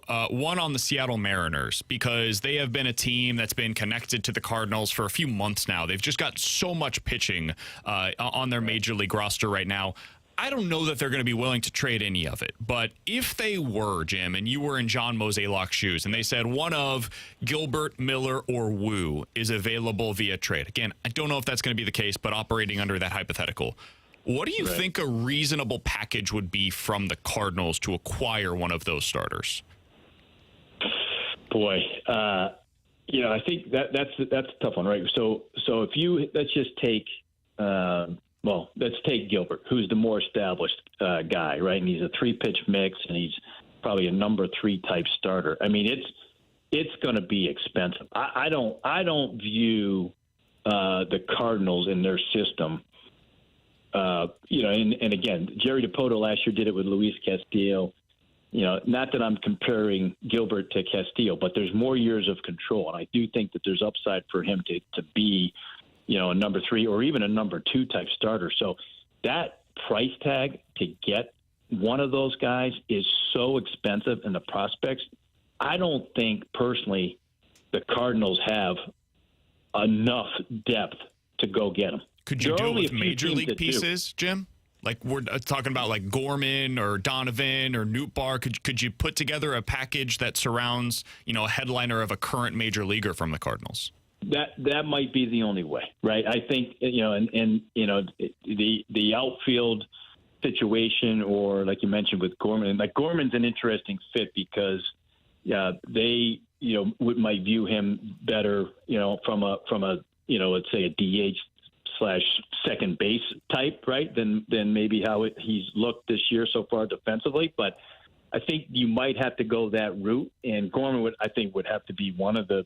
I mean, they don't. If you look at the Mariners, right, their offense has been awful, and they could certainly get a bolt, both power and I think with a better balance in their lineup, all those things. So I would more tend to focus on that. I don't think that. Again, I go back to Nootbaar. I'm not seeing as much value there because he hasn't had quite the season I thought he would. Final question from me, Jim. I did want to ask you about Jordan Walker, who at the plate has been so darn good this year as a hitter, as a young guy here in St. Louis, 780 OPS. But you look at the WAR, and because of how bad he's been defensively, it's actually a negative on the season for the Cardinals. Right. What do you think Jordan Walker's future position is? It's a good question. I don't mind him, and I think that his best position is where he is now in the outfield. Here's what I wonder about. This should not have been a surprise that he wasn't going to play third base, right? Why wouldn't he be playing in the outfield or first? Like, you have 2 proven guys there, so why did it take so long to have him play outfield in the first place? Like, there's a learning curve. I know everybody thinks, you just stick him out in the outfield and it'll be fine. Like, there's a whole learning curve that happens with guys to go out there in the outfield and be a good outfielder. So, like, even if you moved him to left field, I think he has a chance to be a 30 home run bat. Like, I wouldn't mess with him out there. I wouldn't worry about him on the defensive side. He'll grow into it. It looked like they were surprised that he was going to be ready so quickly. and for me, that's something that I think you have to kind of look at from a development side. Why didn't he get more time in the outfield? Jim, one more from me, if you don't mind. Speaking of outfielders, Dylan Carlson seems to be also a hot commodity in St. Louis. Would you trade a Dylan Carlson from what you know currently with the Cardinals? I'm a little worried about trading any outfielders with the Cardinals. I mean, you guys know the history. I know it well too. Like, they've been burned so many times. And by the way, that might be one reason why they've backed off a little bit. Like, it's a tough park to hit in, but I'm not so sure with the young outfield talent that they have that, the reads that we've had on them here recently are such that I would be willing to move them at this point. So I know it's a tough answer, but, I think the evaluation part of it, there's a lot of factors that go into this. I'd be a little more conservative on that front and maybe not move one of these outfielders right now. I think that's where the Cardinals are at. We've been talking about it previously, Jim. They're haunted by the ghosts of outfield trades past. I mean, I would be too. Listen, Lane Thomas. It would make me hesitate. How that's gone recently. Yeah, but eventually, don't you have to make some decisions? Like, I'm totally with you. Yeah. I get how it makes you gun shy, but you also have like 17 outfielders right now that you're trying to get figured out. No doubt. And sometimes that paralyzes you too, right? So, like, man, well, none of them get enough opportunity. And so, you're like, well, one of these guys, they need to play, right? So that part of it. But my tendency on that aspect is that seems to work itself out. I think when you look at what they've done a pretty good job of developing pitching. There's no reason why they couldn't trade pitching because they should have more behind it. You know what I mean? But man, oh man, they've made so many mistakes on the offensive side. Right now, I think I'd back off a little bit and say, all right, let's let that group play, give them the at bats, and we've got one or two impactful guys. Even if we don't know, one of them will come to the surface and prove themselves. That's how I would view it for now. Walker for me is untouchable. Don't move him. The other guys, I think we're going to have to see more at bats before we really know. Jim, I hope the Cardinals agree with you. Amen to that. I'm starting to wonder if they do. So we'll see how that ends up going with Walker over the course of the next few months. And certainly, I hope they keep him for the duration of his career. He's been awesome to watch. They are really, aren't they? Cardinals are the most interesting team for me right now at the deadline. It's insane. They should be more aggressive. Yeah. So we talked the other day with Katie Wu, and we set the over-under at like 7.5 trades that they could make. At the time, I was thinking about taking the over. And now I think I would take a heavy under. It feels like they're going to be much more conservative at the deadline than anybody anticipated. Yeah. Have you adjusted that number? Because I'd like to get in on this bet. I would say over under like 4.5 now. Yeah. Yeah, it's much more difficult to answer that question now, right? So if you had asked me a week ago, I would have said the same thing. I would, oh, man, they're going to move 6 or 7 guys. I probably would have taken the under, but it would have been close. I would have might be sweating it out. Now you go 4.5. I go, I don't know, man. I'm as surprised as maybe you guys are about the whole, the kind of the relief core on that part. Like the Hicks one to me is really kind of confusing. But on the plus side, they've never been burned by multi-year contracts in their bullpen. Certainly not by like a Brett Cecil or an Andrew Miller or anything like that. Never happened before here in St. Louis, Jim. Oh boy, we talked about that one a lot too. Jeez.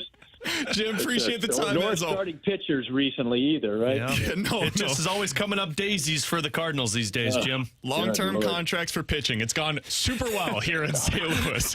Jim, appreciate the time as always, man. We'll hopefully catch up with you again soon after some of these decisions have officially been made. Yep, for sure. Let's do it. You got it. That's Jim Duquette, former Major League Baseball general manager, now a co-host of Power Alley with Mike Farron. T-Bone, we'll go ahead and double break here because we went a little bit long with Jim Duquette. But, Alex, I do want to react to a couple of things quickly that Jim just had to say. I would say the biggest thing is I think his opinion on the outfield is what we all had on the outfield coming into this year was, okay, they've got a lot of options here, but this stuff will probably work itself out. And by the trade deadline, again, this is our preseason expectations, that'll probably work itself out to the point where we kind of know who the 3 best guys are, where you're building around Jordan Walker and then 2 from the group of Burleson, Nootbaar, Carlson, O'Neill. 2 of those guys will probably emerge as being your best option. The problem is it didn't happen.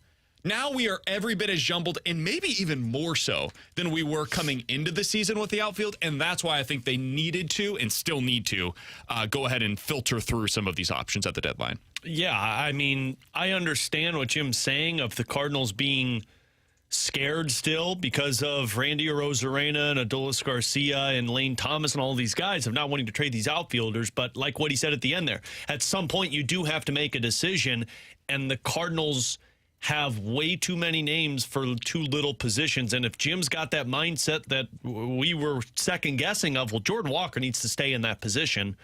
Now you're talking about 2 spots. And if you're worried about Dylan Carlson, if you're not getting the offers for Tyler O'Neill, if you think Alec Burleson's a part of this, if Tommy Edman's an outfielder to you, you're going to have to make some type of decision at some point. And kind of following up with that, when Jim was talking about Logan Gilbert and what it would take to get him from Seattle and saying like Nolan Gorman's probably that piece. Would you do that? Yeah, I would. And somebody on the T-Bone? Gorman going the other way for a Logan Gilbert type. A legit number 3 starter with the upside to be more. I think I would do it because I think you've got replacements for Gorman in your lineup. You don't have the same pop, but you have the guys that could fill his position. Like Donovan, when he gets his new arm put on, he can play second base. It's going to be like the Winter Soldier. Even if even Tommy Edman. Tommy Edman can play second base. Or hell, if for whatever reason, like you can't move DeYoung and you decide to pick up the option, you can put Mason Wynn at second base. Like there are plenty of options for second base. Now, I don't know where you replace his power because that is one thing that I do fear is you lose. Be Alec Burleson? He's a left-handed power bat. Not the same power. No. Gorman projects to be like a 35 home run hitter. I think people have overestimated what the power is for Burleson. Burleson's a contact hitter. He's a guy that's supposed to hit for high average more so than legit like 30 home run power. Don't you have power elsewhere in your lineup? I mean, right-handed. Jordan, okay, but I mean, you've got left-handed bats that can provide you some power, but also are contact guys. Yeah, I think the lefty thump that you get from Gorman, you cannot and will not replace. But and also, I mean, it hasn't been consistent lefty thump with Nolan Gorman this season. It hasn't. He had one really bad month, but other than that, I think this has been a really good year for Nolan And I Gorman. think this is what he's going to be. Like, I think you know what Gorman is he's going to be streaky, and he has the potential to hit like 30 to 40 home runs and hit like 220. I'm not disagreeing with you, by the way, Alex. I think we're on the same page here in terms of our conclusion, but the evaluation of the player is maybe just a little bit different. I think this is who Nolan Gorman's going to be. He's going to be like 20% above league average offensively. He's going to hit 35-plus home runs. He's going to strike out a ton. And the question is, what do you do with that player? How do you value that specific prototype? And for me, if you weren't this desperate for pitching, there is no chance I'm trading Nolan Gorman because of what he can be. You could dream on that. But they are desperate for pitching. And so if trading him allows you to acquire a cost-controlled, like, certainty, a guy that, I mean, you could make an argument is a better projected pitcher next year than Miles Michaelis, could be your number 2 in Logan Gilbert. I can see how you do that. Yep. And cheap. I just don't understand this side of the argument. Well, I guess I can't say I don't understand it because, it sucks to give up a Nolan Gorman, but how do you feel like you're upgrading your pitching if you're not going to be willing to trade these guys? That's the thing. You can't say, I don't want to trade Gorman, I don't want to trade Donovan, I don't want to trade Walker, I don't want to trade Mason Wynn or Tommy. You're not trading anybody then. That's the thing that I think Cardinals fans really need to come to terms with is, like, I think Cardinals fans think that I hate Dylan Carlson because I say he's probably the guy that they're going to trade and probably the guy that they should trade. It's not because I hate Dylan Carlson. It's the same thing as the Ivan Barbashev conversation. It's because he has value. Other teams value what Nolan Gorman brings to the table. Other teams, now it's less than what it was previously, but I think some teams still see value in Dylan Carlson or Lars Nootbaar or Brendan Donovan and, again, Nolan Gorman. If you're going to get these pitchers that we all agree they desperately need, that's the list of players that you're talking about. It is. And I think it's more the Nootbaar, Donovan, Gorman route than it is the Carlson, Edman route. Yeah. Those 3 guys that are the left-handed bats that are at the top of your lineup right now, they're the ones that other teams are craving in their lineup. So what are you willing to part with? Which one of those guys is the least important to your lineup moving forward? I don't know what their answer would be to that question. I would not want to trade Gorman, but if that is the asking price from the Mariners, that might be what it takes in order to upgrade the rotation. Yeah, somebody just said sign good pitchers in free agent. Yeah, you know what those good pitchers are going to cost you in free agency? A number 5 starter is $10 million. So now just ramp up the cost from there. It's somewhere between 10 and $35 million to be able to upgrade this rotation. Logan Gilbert's making what? $1 million this year? He may not even be making that yet. He could be on league minimum. So that is the difference that we're talking about with these pitchers that you're looking to acquire. And you said fans need to come to that conclusion. I think John Mozeliak needs to come to that conclusion. I think everybody needs to come to that because conclusion. I think fans kind of have that perspective that you just said. I can get that from a fan perspective. Everybody's going to have a player that they really like, but where it's concerning is when it's the front office that I think is giving off the vibe of, well, we can't move on from this. We think he's this. We think this guy's this. We think this guy's this. I would package Gorman and Nootbaar right now and try and go get Gilbert. And I think it would Both be of enough. them together? Yes, because they need a second baseman with pop, and they need balance in the lineup, he said, and you give them Nootbaar while Kellenick's out. I would part with both those guys. And look, I'm not telling you I'm putting much more on that package. No, nothing. Nothing That should be it. But they have outfield depth. I mean, this means you're probably banking on Carlson, or hell, I mean, they already said they're banking on O'Neill to be back next year. Honestly, you probably keep those two, and you just say, you know what, screw it. We need a cost control pitcher. Let's give up Gorman. We put Donovan's spot in that at second base, and we now are definitely putting Tyler O'Neill / Dylan Carlson in our outfield moving forward. And you know what happens then? Now I have money to go out and sign a Nola or a Snell or a Giolito, bring in somebody via trade with one of my pending UFAs to be a 4 or a 5, and my offense still has the Walkers and the Goldschmidts and the Arenados and the Donovans. Like, I still have a very good offense and an even better pitching staff that I look at and say, this team can compete next year. Alongside Alex Ferrario and Tanner Hendrickson, I'm Brandon Kiley. We're going to continue some of these conversations. The trade deadline roundup. This is going to be a new occurrence here on the show. There's a lot of news that's flying your way every single day at the trade deadline. We're going to try to round it all up for you coming up next here on 101 ESPN.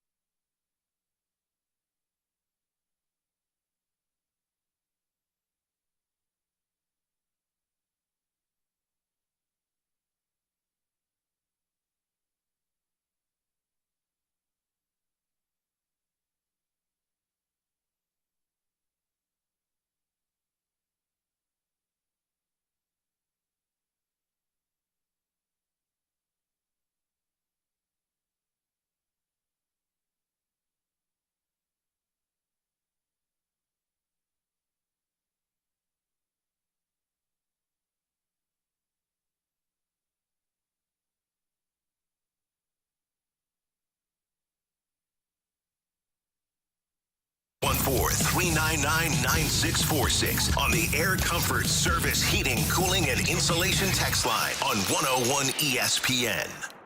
101 ESPN Sports Center. Tanner Hendrickson here with a Sports Center update driven by Johnny Londoff Chevrolet and Johnny Londoff Autoplex. The Cardinals fell to the Arizona Diamondbacks yesterday 3-1, and they'll be back in action today. It's the rubber match of their three-game set in Arizona. 2:40 will be first pitch as Jack Flaherty gets to start for the Cardinals, and Zach Gallen will be on the mound for Arizona. This Sports Center update was driven by Johnny Londoff. Find your road shop 24/7 at londoff.com, londoffAutoplex.com. Are you kidding me? We're right back to more of it. It's BK and Ferrario, live from the Car Shield studio on 101 ESPN.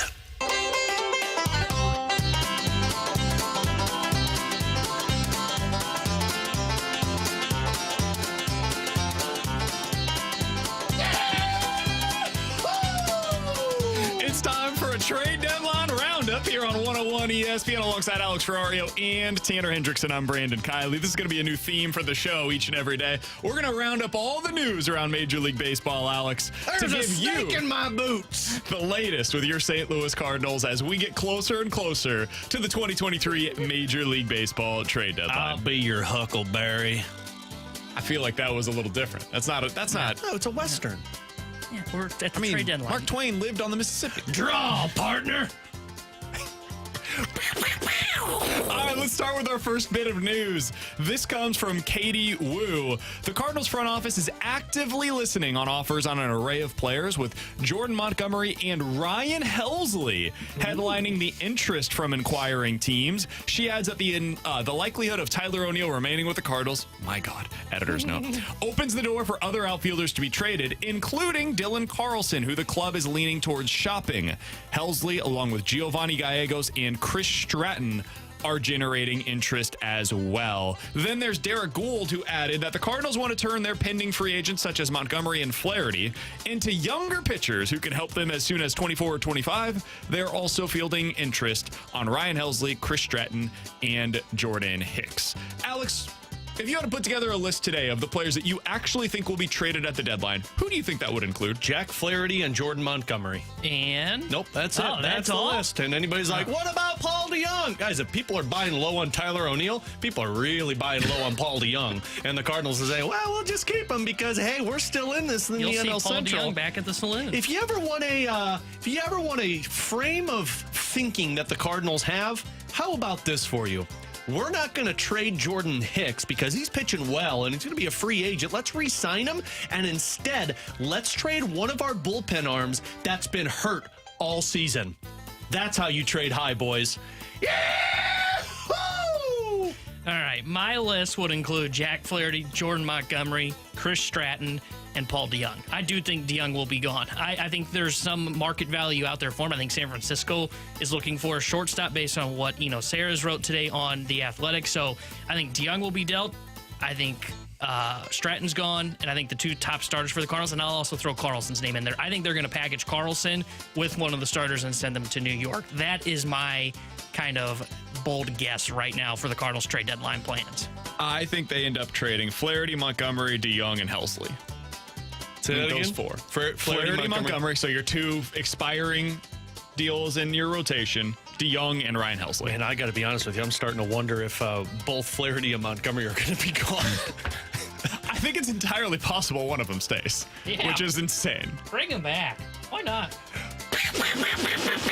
All right, the next bit of news for the St. Louis Cardinals, according to Ken Rosenthal, one logical match is between the Cardinals and the Seattle Mariners. Quote, while the teams have engaged in discussions at different points, they have not progressed towards a deal because, of course, to move, for example, Logan Gilbert, the Mariners would likely require a massive haul.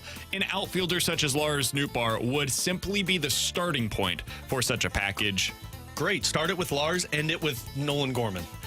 Deal. Derek Gould then adds that the Cardinals line up well, according to his sources, with both the Yankees and the Seattle Mariners. The Yankees are interested in Dylan Carlson, according to Derek Gould, and the Cardinals pitching, so you could get like a Jack Flaherty and Dylan Carlson package, for example.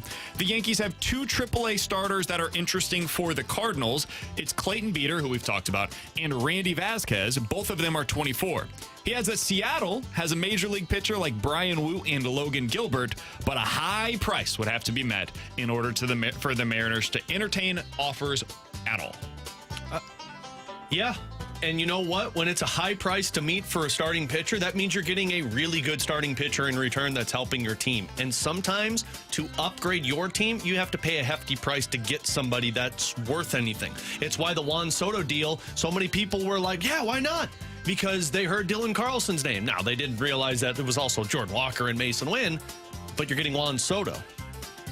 This isn't going to be a situation like you got Nolan Arenado or Paul Goldschmidt from teams that just needed to get rid of them and are willing to give them to you for nothing. If you want quality starting pitching and don't want to spend $30 to $35 million for 5, 6, 7 years, your trade is going to have to be to that puke point. And if it's Logan Gilbert or Brian Wu, both of these guys are studs, sign me up for it, because it sucks to lose that really good player, but I'm getting an even better pitcher in return. Yeah, the Cardinals are in a spot, and I've said this for like a month now, where if an offer like this came up on the table and they said, okay, we're willing to part with Gilbert, but we want a Gorman, we want a Nootbaar, we want guys in this package like that. The Cardinals are at a point right now where it is, okay, you've got to reach that puke point. You should have that uneasy feeling when you make a trade that this trade could cost you your job, because that's where the Cardinals are. They're in kind of desperation mode to go out there and find young, cost-control pitching. I think this is the kind of move they need to be looking at. And I don't think a Gorman, a Nootbaar, a Donovan are untouchable. I think there are 3 guys untouchable. Goldie, Arenado, Walker, end of list. And everybody else should be willing to be put in any package that can get you young, stud, cost-control pitching. Somebody on the text line says, guys, moving Gorman while you're retooling is so stupid. It's just not a good idea.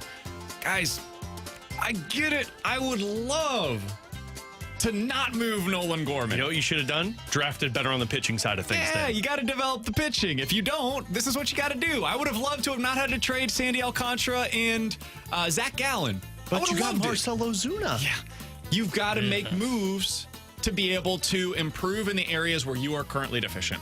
And the Cardinals are not just deficient. They are hemorrhaging talent at the pitching side of things. They don't have anything. They've got nothing that's ready to go for them right now, and it doesn't appear that they have a whole heck of a lot that's ready to go for them for next year. You need front-end starting pitching, and it's going to take a lot to be able to get it. I would be willing to talk about what it means to get somebody like a Logan Gilbert or a Brian Wu. Those are guys that I would absolutely be targeting if I'm the Cardinals, and I'm paying a significant price in order to get them. From the 573. You all do understand why owners aren't beating down Hubbard Radio's doors to take you away for GM jobs, right? If a non-compete. My MLB The Show record is like 162-0, so I'm good. I've got a non-compete. I can't go work for the St. Louis Cardinals. That's in the St. Louis area. I didn't talk to know all this of you till every BK day. showed it to me. In my contract, in very small print, it says you cannot take a GM job elsewhere. That's right. So I'm a great general manager of my fantasy football team. They put that in just for the show. Yeah. That's true. You don't see the morning show getting that. I don't hear Andy Carricker talking about his non-compete for a GM job. Well, he may be like me. He may not know it's there. That's a fair point. That's true. Probably need to look at that with that magnifying glass. From the 314, guys, why does it sound like we're in the ride queue for Splash Mountain? Because this is the Hold on, what's it called again?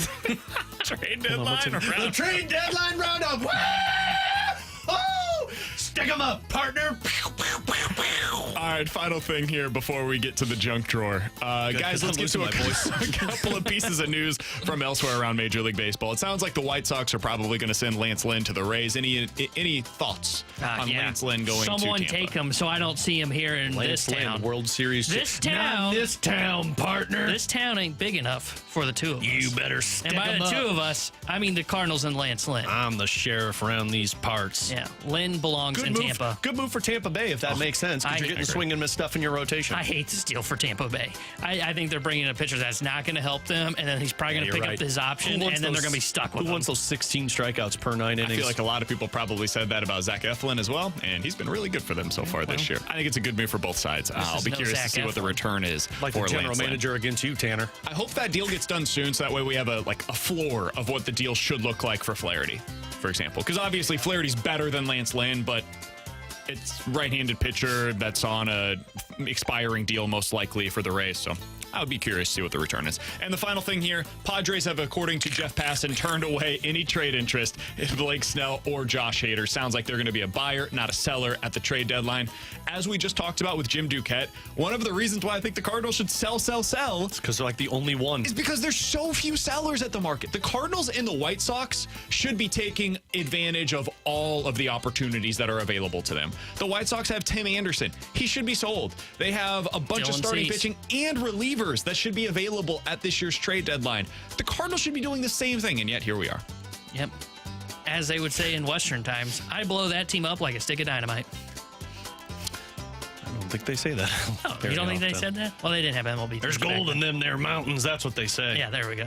Yeah. Yeah, we got plenty of gold. How'd you guys feel about this? I thought this was so much fun. Alex was like a kid in a candy shop in the office when we were planning this. Mike Ryder, our executive Riding producer, cowboy. walked in to tell us something important, and then like BK and Ferrari were making cowboy noises that I don't even know what he told us. Iowa Silver, away! Coming up next, we'll dive into the junk drawer here on 101 ESPN.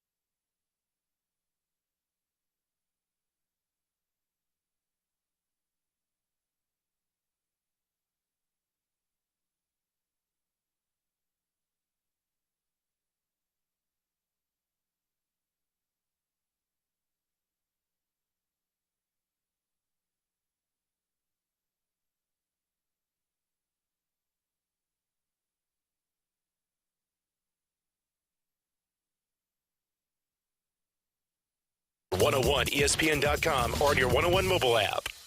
This is exactly where you want to be listening to us. It's BK and Ferrario, live from the Car Shield studio on 101 ESPN.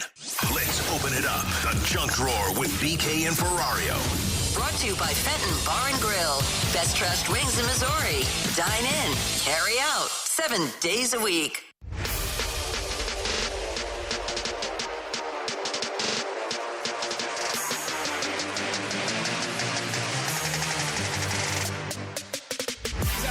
That's Tanner Hendrickson, and I'm Brandon Kiley. It's time to dive into the junk drawer. T-Bone, what did you say is going on today?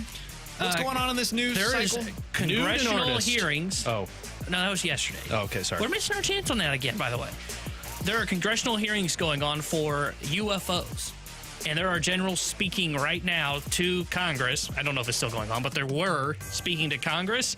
And one general said something along the lines of, quote, UFOs are real. Does anybody deny that? Yeah. He later said that he had interviewed officials who have had, quote, direct knowledge of aircrafts with non-human origins. Yeah, there are, like, fascinating quotes coming out from this congressional hearing. So we all believe this, right? Yeah, but I'm different than other people. I believe. Oh, we know, man. Well, that's true. We're familiar with your differences from other people. You know what? What a I set kind way to myself say up. it. I set myself up for that one, so it's understandable. I actually am in the minority and think that the UFOs, aliens are real. I think they're in the ocean. Interesting. I don't think they're in the sky.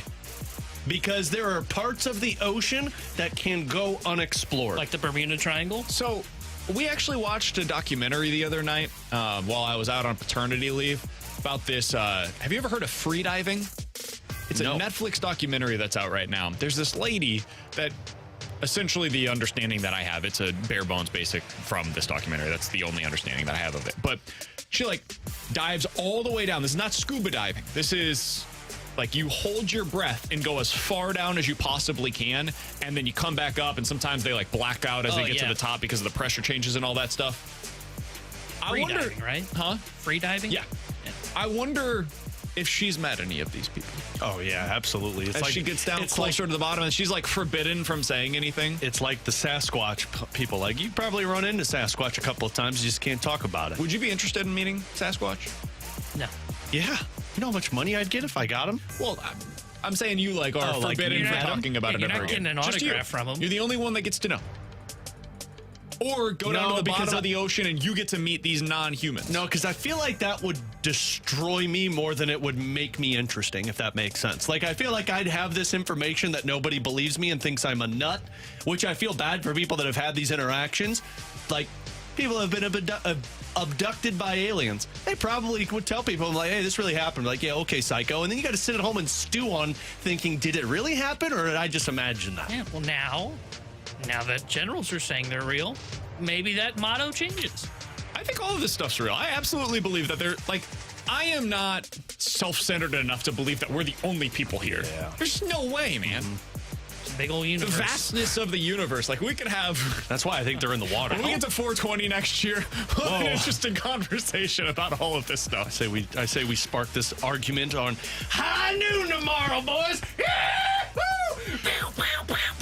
Coming up next. He's having too much fun. Are the Cardinals overvaluing their assets? Again. We'll talk about it here on 101 ESPN. Catch the balloon party with Tim McKernan and Action.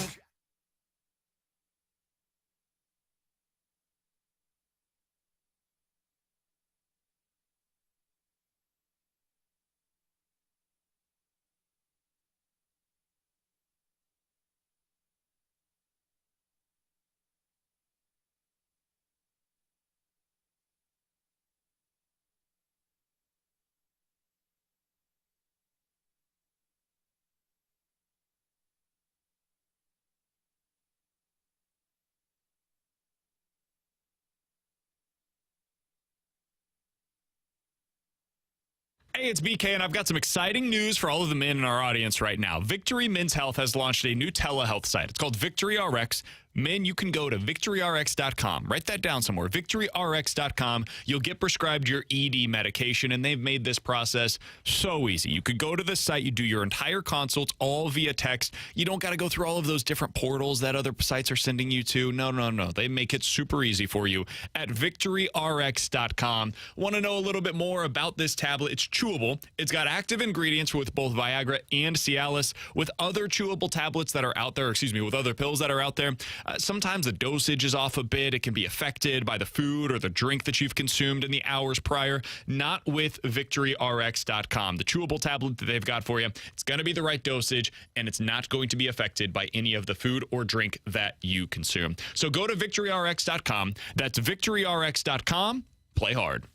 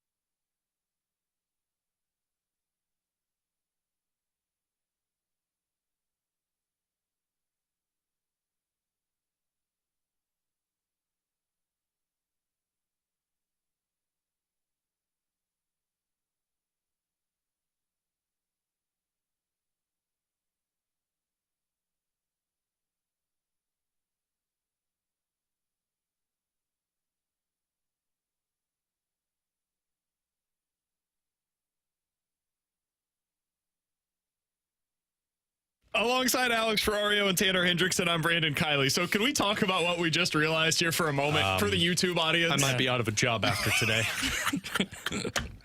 I think people might have thought I've gone off the deep end after that segment. Our 12:30 segment where we were doing the trade deadline Roundup. Apparently for the YouTube audience, they did not hear any of the music that was on in the background. So they just heard Alex going nuts for about 15 minutes with all of his cowboy, Wild West types of sound effects. Yikes. And they had no idea as to why he was acting the way that he was. In YouTube, this is what you were supposed to be hearing while Ferrario was doing his thing. And I did a dance, the one I just did right now, so you should head over to YouTube to check it out. I did By that the way, dance you can find it at 101 ESPN STL on YouTube. I did that dance during the segment, thinking that everybody could hear the music and understood why I was dancing, and now people are wondering why this loser is Everybody dancing. on YouTube was just like, what? This guy's dancing some weird. And like all the weird cowboy references had to be like way out there. Just for if trade you joined in, deadline you talk. didn't hear the segment, and you got us going partner and the saloon. I lost my voice for nothing today. That's not true. Everybody in their car heard it, okay? By the way, apparently there was no music on radio either. Oh, really? That can't be true. I know for a fact you that sure can't the be pot true. was on? It was on. It was probably potted down. It's tougher to hear. It can't be true because people were texting in saying, what's with the country stuff? Yeah. I know for a fact I didn't mess that up. Joke's on you, 314. We had it. By the way, a little bit of breaking news. Oh. Breaking news! Yahoo!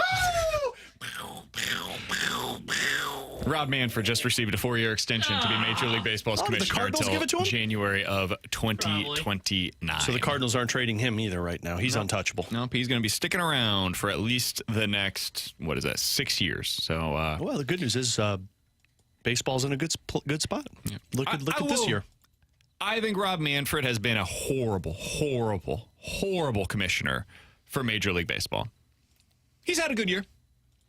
You know, the decisions that they made with a lot of these rule changes, they've been a net positive for the game. Now, I'm curious to see what they do with some of these for the postseason. I do think that there are some changes, alterations that need to occur for the playoffs. I'm curious to see what, for example, PitchCom looks like in the playoffs when it's as loud as we all know that it's going to be in some of these stadiums.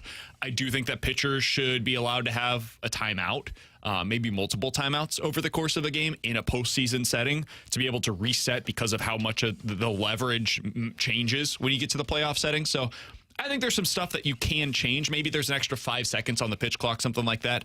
But overall, I think it's been a net positive for Major League Baseball. All right, Alex, let's get to what we wanted to talk to here, which is the Cardinals overvaluing their assets once again. This has been a consistent theme for them over the years. You look back to last offseason, and the Cardinals decided, you know what? Our internal options, left-handed hitters, are too valuable to trade for Sean Murphy. And instead, they opted for Wilson Contreras. Now, at the time, I didn't think it was a terrible decision because I thought they understood what they were acquiring in Wilson Contreras, which is a below-average defensive catcher, but a really good hitter for the position. Sean Murphy, though, we knew at the time, really good hitter and also excellent defensively behind the plate. He made all the sense in the world for the Cardinals. But because they valued their position players the way that they did, they said, not going that route. Fine, no harm, no foul, but probably would have been the better option for them behind the plate. Now at the trade deadline, they are in a very unique position. They have not been a seller in 15 years, and this is a team that has an opportunity to be one of the very few sellers at this year's trade deadline. But we know how this works. For expiring assets, for some of these players that they were looking to offshoot, to send off, they're not going to get full value for them the way that they would like to. And so you just got to take the best offer, whatever is out there for you. Tyler O'Neill, Jordan Montgomery, Jack Flaherty. You got to take what's out there for them. The Cardinals do not appear to be willing to do that. For Jordan Hicks, it appears that they're valuing keeping him on contract extension as opposed to trading him. Alex, what have you made from the way that they have valued their assets, and are they overvaluing their assets in your mind? I do think they're overvaluing them because I think they're thinking that 2024, they still have a real shot with the majority of this roster if they just improve certain areas, which is why when Mo says pitching, they're thinking that they can just a couple of the middle of the rotation guys and a couple of bullpen arms, just throw them in there and say, well, look, it's fixed. And to me, I don't understand the argument of, well, you can't get full value for these individual players. Fine, then don't trade the individual players. Put them in a package with other guys that teams want. The Yankees need outfield help. Guess what? They also want starting pitching. So do the Dodgers. That's something that you can look at and say, you know what? We're not getting proper value for Tyler O'Neill, but we're probably not going to get the best return for just Jack Flaherty. What if we put them both together to a team that really needs both and say, this is what we can offer you. Give me the best return you can.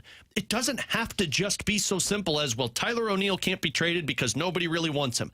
Great, but would somebody want Tyler O'Neill, who's got the power to help an offense, and Jordan Montgomery to help their team be above the rest in their division and in their American or National League, to put them above the rest in the standings? Because I guarantee somebody would. I would be making those moves and not looking at it as, well, one guy can't get you this. Put 2 or 3 guys together like Doug Armstrong did and get the best return possible. T-Bone? I'm not going to lie. That was kind of anticlimactic. I hit the lineup game and didn't have it potted up on my end. So I got you, buddy. Hold on. Yeah, but give me some time. Buy me time. Give me time. Yeah! That was perfect. You guys couldn't have timed that any better. We've worked together long enough. All right, it's time for the lineup game. It's an early start, 2:40 out in Arizona. Jack Flaherty on the mound for the Cardinals. Yay or nay, this will be his final start in a Cardinals uniform. Yeah. Yay. Not yay, I'm happy about it. Well, kind of happy about it, but yay as in he's gone. I'm His excited. next scheduled start is next Tuesday, August 1st. Nope. Yay. Unless you trade him on August 1st, but say we need him for this game, and then we'll give him to you on August 2nd. Sorry, Yankees. We know you need Jack Flaherty, but we're going to take one more. We don't have any guys that can throw. That'll be interesting to see who starts that day. Oh, that's got Matthew Liberatore, Dakota Hudson Suarez all over it. It'll be interesting. It'll be My Suarez. God. Well, it's going to be too late for them to be able to bring anybody up, I would assume. Yeah. Unless they decided Like trade before. Jack the day before or something. Yeah, that would be a All right, smart move. Let's get to the lineup game. It is Zach Gallen on the mound today for the Diamondbacks. Alex, he is a right-handed pitcher. Oh, He's don't been worry, I know. quite good, and he does not have significant splits. So just so we're aware of what the lineup could potentially look like today, that is where we are at. All right. Do we know who the leadoff hitter is, Alex? Are we willing to go the same route? I was going to say, to me, it's either Donovan or Nootbaar. I would assume it's Donovan. He's been great He lately. can't throw, but still. He's going to be your designated hitter. Let's go Brendan Donovan at the top of the lineup. Dun, dun, dun. Alrighty. Lefty, righty, lefty, righty. Paul Goldschmidt. Here, hold on. What? Are we sure it's Goldie? Because Does he need a day game off? after a night game? Get the bleep The out of here. problem is you do not have the designated hitter slot open. It's fine. Paul Goldschmidt. Maybe Donovan's arm's fixed for today. That's true. Or maybe Or they'll they're just gonna put him at first and say you can't throw.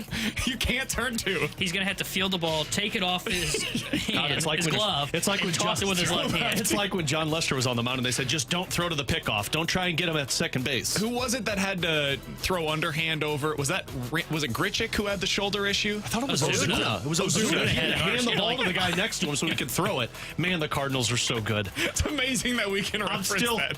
I'm still saying it's Paul Goldschmidt. I agree with you. I love gold.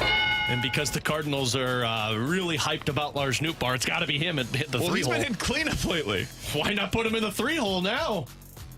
What do you think? Do you want to go Arenado, who was there yesterday, or Nootbaar? You scored one run. I'd say this is going to be Lars Nootbaar. I'll go with you. Look at you. Unbelievable, this guy. Everything's coming up Alex Ferrario today. So Now, what are you this is going with where the I cleanup? would say Lars Nootbaar's got a day off because the Cardinals are thinking, bleep it. Let's put Taylor Motter at third. You mean Arenado? Yeah, that's what I meant. What do you think? It's got to be Arenado here. You want to do the honors here? Roland Arenado! What the H is wrong with you guys? This is absolutely Taylor Motter. Well, he's not going to be batting cleanup. I bet you it's Tyler O'Neill. Or Dylan Carlson. Or, it could be Wilson. Yeah. Who do you think? Wilson Contreras or Tyler O'Neill? They love Wilson Contreras in St. Louis. I'm not even sure Wilson Contreras is starting today, if you want me to be honest. Playing Andrew Kisner? Yeah. El Capitan. I'll say Wilson. Okay. I'll go with you. Wilson Contreras. What a shame. Tyler O'Neill? What do you mean? Yeah. Yeah. Well, I knew that wasn't it. Yeah, Tyler That was O'Neill. hoity-toity BK coming out. You know what? I'm going to give it to you. Thank you. Who do we say? Tyler. My fingers hurt. Oh, well, now your back's gonna hurt because you just pulled landscaping duty. That is their best drop that they've done. Marshy, you crushed that one, my man.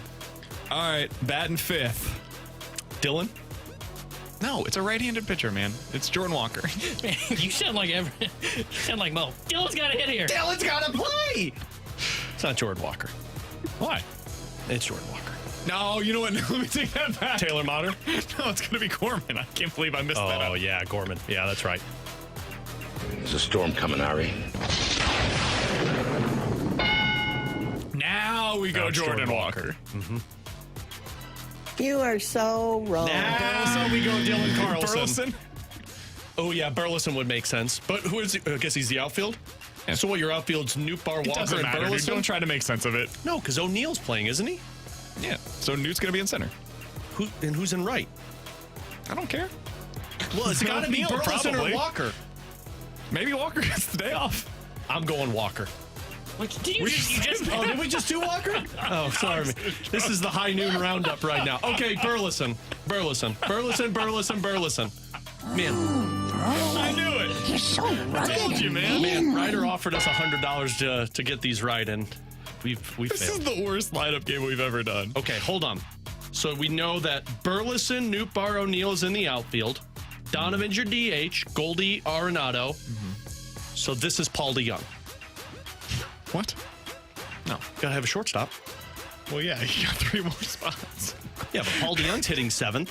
Sure, I don't care. You're wrong. This Wilson Contreras. Wait, so Gorman's playing second base. So you got the shortstop, the catcher. Dude, Gorman's... You got 3 spots to fill still, sir. I can't tell you. It's not the name of the game. It's just Mater. Oh my God, Mater's batting 6th?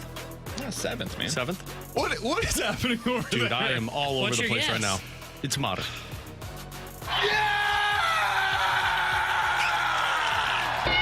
Make it make sense. Somebody make it make Well, the sense. games don't matter See how anymore. hard he hit the ball the other day? Games don't matter I anymore. think he had a hit. So this is Kisner. Well, this is probably DeYoung. You yelled at me about DeYoung hitting 7th, and now he's batting 8th? Yeah. Get the hell out of here. Come on. Sure.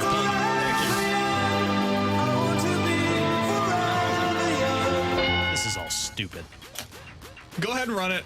Wait, who's batting 9? Kisner, come on. So Andy took under his wing. All right, today's starting lineup that'll get a win against Zach Gallen, who might win the NL Cy Young. Leading off, Brendan Donovan at DH, followed by Paul Goldschmidt at first, Lars Nootbaar in center, Tyler O'Neill in left, Nolan Gorman at second, Alec Burleson at right, Taylor Mater batting 7th at third base, followed by Paul DeYoung at short, batting 9th, El Capitan, Andrew Kisner behind the plate. That's a winning lineup right there, ladies and gentlemen. At the end of the day, It's a win. Taylor Mater is our best option. Walker's really not playing? No, I didn't stumble. Well, night game, day game. Yeah. And you know. Day off. Yeah. He doesn't need the reps out there. We know what he is. I'm just asking for anybody to make any of this make sense, because Jordan Walker has now had 3 days off over the course of the last 8 days. He's getting tired. He's not used to this. First time They're as a big time obviously leader. considering trading him. That's why they're not playing him. You joke. I don't know if I'm joking when I said that.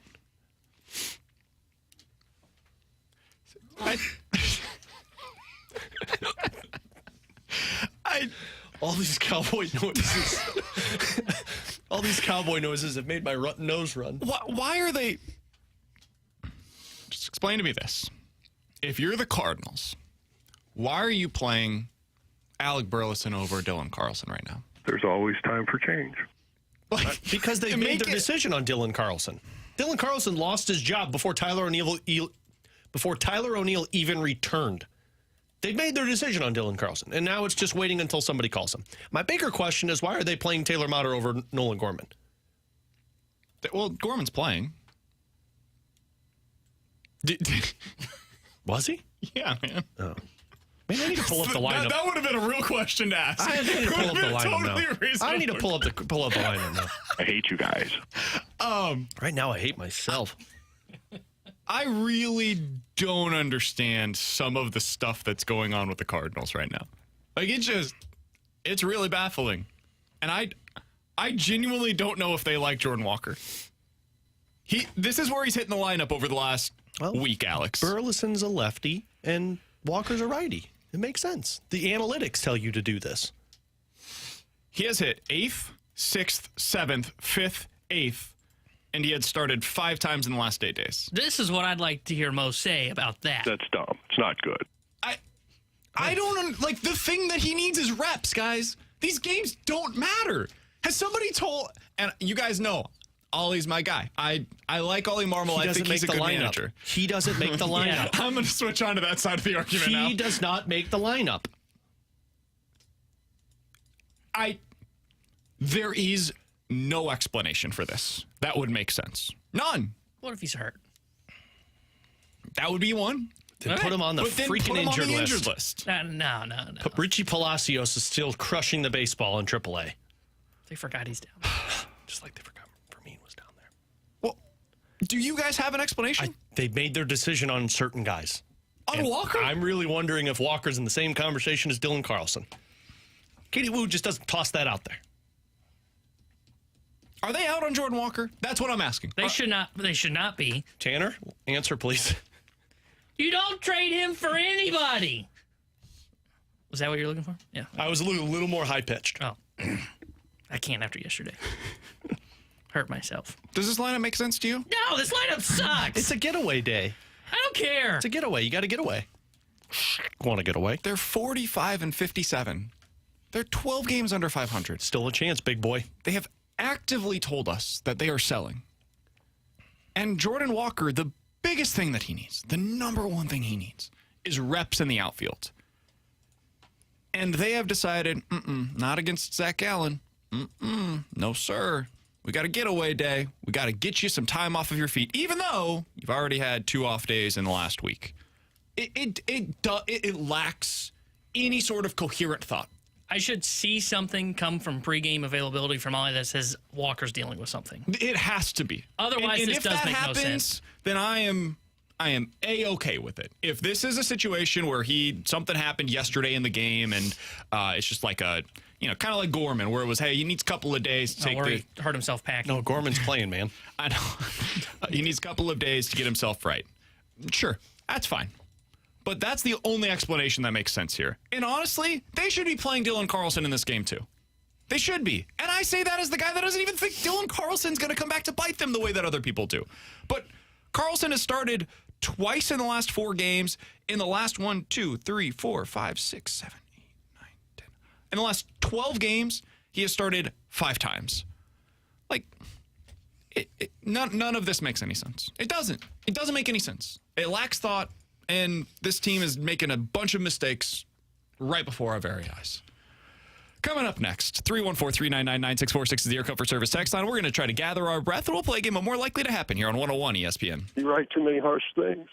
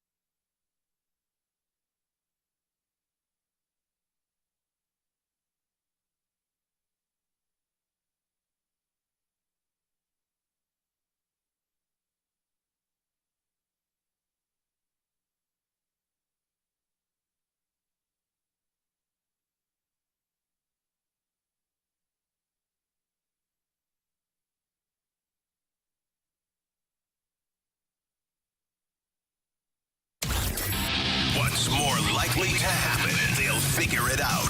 BK and Ferrario's More Likely to Happen. Brought to you by Train Heating and Cooling. Visit traininfo.com. It's hard to stop a train.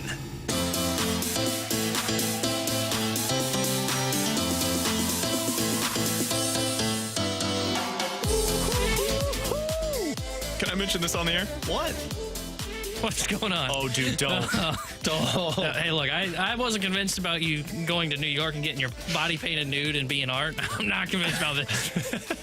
To keep your job on That one, I could promise you would have kept your job. This one, not so sure. But you know what, buddy? Go ahead. I'm going to keep it anonymous. Tanner and I are not associated to this. I didn't bring this up. So we just got an email. To whoever's listening, Tanner and I are not associated. Yeah. We just got an email. I'm not saying who sent it, but there's somebody that said, it's just a subject line. There's no body to this email. Well, there's a body to the email, but It might be a body. there's a body. It's just see for yourself. It says, please don't use the men's third stall. That's it. There's nothing else. What happened? Is this like the saying when you were in grade school? Ever smelt it, dealt it? Is that person fessing up, or is that a threat? All right, let's get to more likely to making sure happen. whoever walks in there is able to walk out. We talked to Grant a second. Oh yeah, don't do that. Grant said I walked in, opened it, and turned around and walked out. All right, more likely to happen. This one comes from the 618. I'm dead. Guys, more likely BK has a heart attack because of the Cardinals' decisions lately, or the Cardinals to get a win today. Oh, I don't think it matters about the win. BK's gonna have a heart attack over this freaking lineup when this team doesn't matter anymore. It's gonna be the last game of the season, and Taylor Motter's gonna be batting fifth, and BK's like, "What are you doing, Ollie?" Motter's on this roster till the end of the year. Like, I don't have any doubt about it. You know what's gonna really bother me? And it's gonna happen. Motter's the David Perron of this team. So the Cardinals are gonna get past the deadline. They're gonna trade Paul DeJong. That's gonna happen. That's funny. I know where you're going. The Cardinals are going to be starting Taylor Motter at shortstop every day. That is 100% going to happen. Paul DeJong on the roster? No. Oh, you're trading him. Paul DeJong. Listen to the show. Nolan Gorman. I think there must be something when he hears DeJong, he just goes mute. Well, makes sense. It makes sense. BK guesses DeJong, and the next guess from Alex is DeJong again. Nolan Gorman. It's going to give me a heart attack. When Mason Wynn continues to crush the baseball down in the minors, and they've got Taylor Motter just batting 175, starting at shortstop and batting fifth every day in the lineup. That's for sure going to happen. All right. By the way, it's more likely I have a heart attack. That's definitely coming. Yeah. Alex, what do you got for more likely to happen? Oh, my gosh. Can we go to Tanner? My mind's all over the place right now. Tanner, go for it. Yours is too. Yeah, I'm all over the place. More likely to happen. Jordan Walker signs a contract extension this offseason. Oh, yeah. Or he is traded, whether it be at the deadline or this offseason. More likely to happen. Oh, my God. I'm trying to think of what would happen that would be more shocking at this point to me than Jordan Walker signing a contract extension this offseason.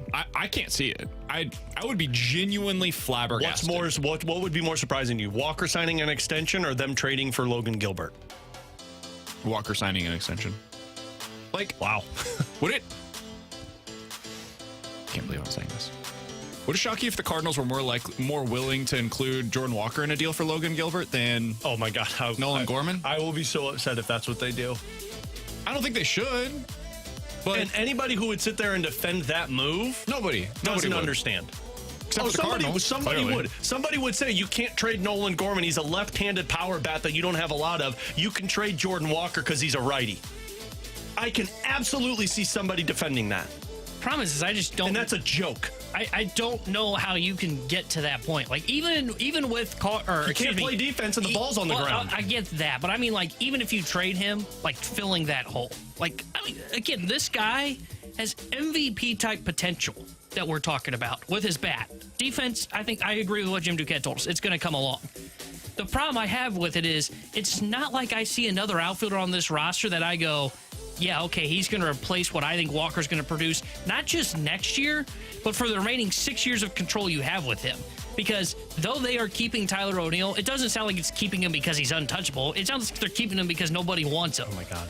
Imagine deciding to keep Tyler O'Neill over Jordan Walker. And even if you keep Carlson's ceiling is not what Walker's ceiling is. Like, it just does not make sense how you could get to the point where you're like, he's the guy we give up. That would be a breaking point for Cardinals fans, right? Yeah. If you weren't willing, and I know a lot of people circled Carlson as a guy, if you weren't willing to get Soto for Walker, there's no way in hell you should be willing to get Gilbert for Walker. Agreed. A piece that, unlike a bat, can break at any sign. At any moment, a pitcher could have Tommy John. What do you think the level of pitcher would have to be? And we'll get to Chris Kerber on the other side here in just a moment. Spencer Strider. For Cardinals fans to be like, you know what? I'm not happy about this, but at least I can see what the rationale is here. Spencer Strider. I think it's someone of his ilk. I think it is someone that is young, controlled, and already stud. a number one. Yeah. And potentially has been, because I don't think Strider got these last year. I'd have to double check. Is a guy that is going to or has received top 5 Cy Young votes. But even then, that doesn't make your team better. I think that does significantly because you've got the one and he's cost controlled. Then I would be one that would say, okay, I still don't like this trade, but I can at least understand the logic behind it. And I don't think that the Braves would do that, by the way. No, I agree. He's the one. I think that the return would be very underwhelming relative to what Cardinals fans would be hoping. Someone said Dylan Cease. There's absolutely no freaking way I'm trading Jordan Walker for Dylan Cease. I agree. No freaking way.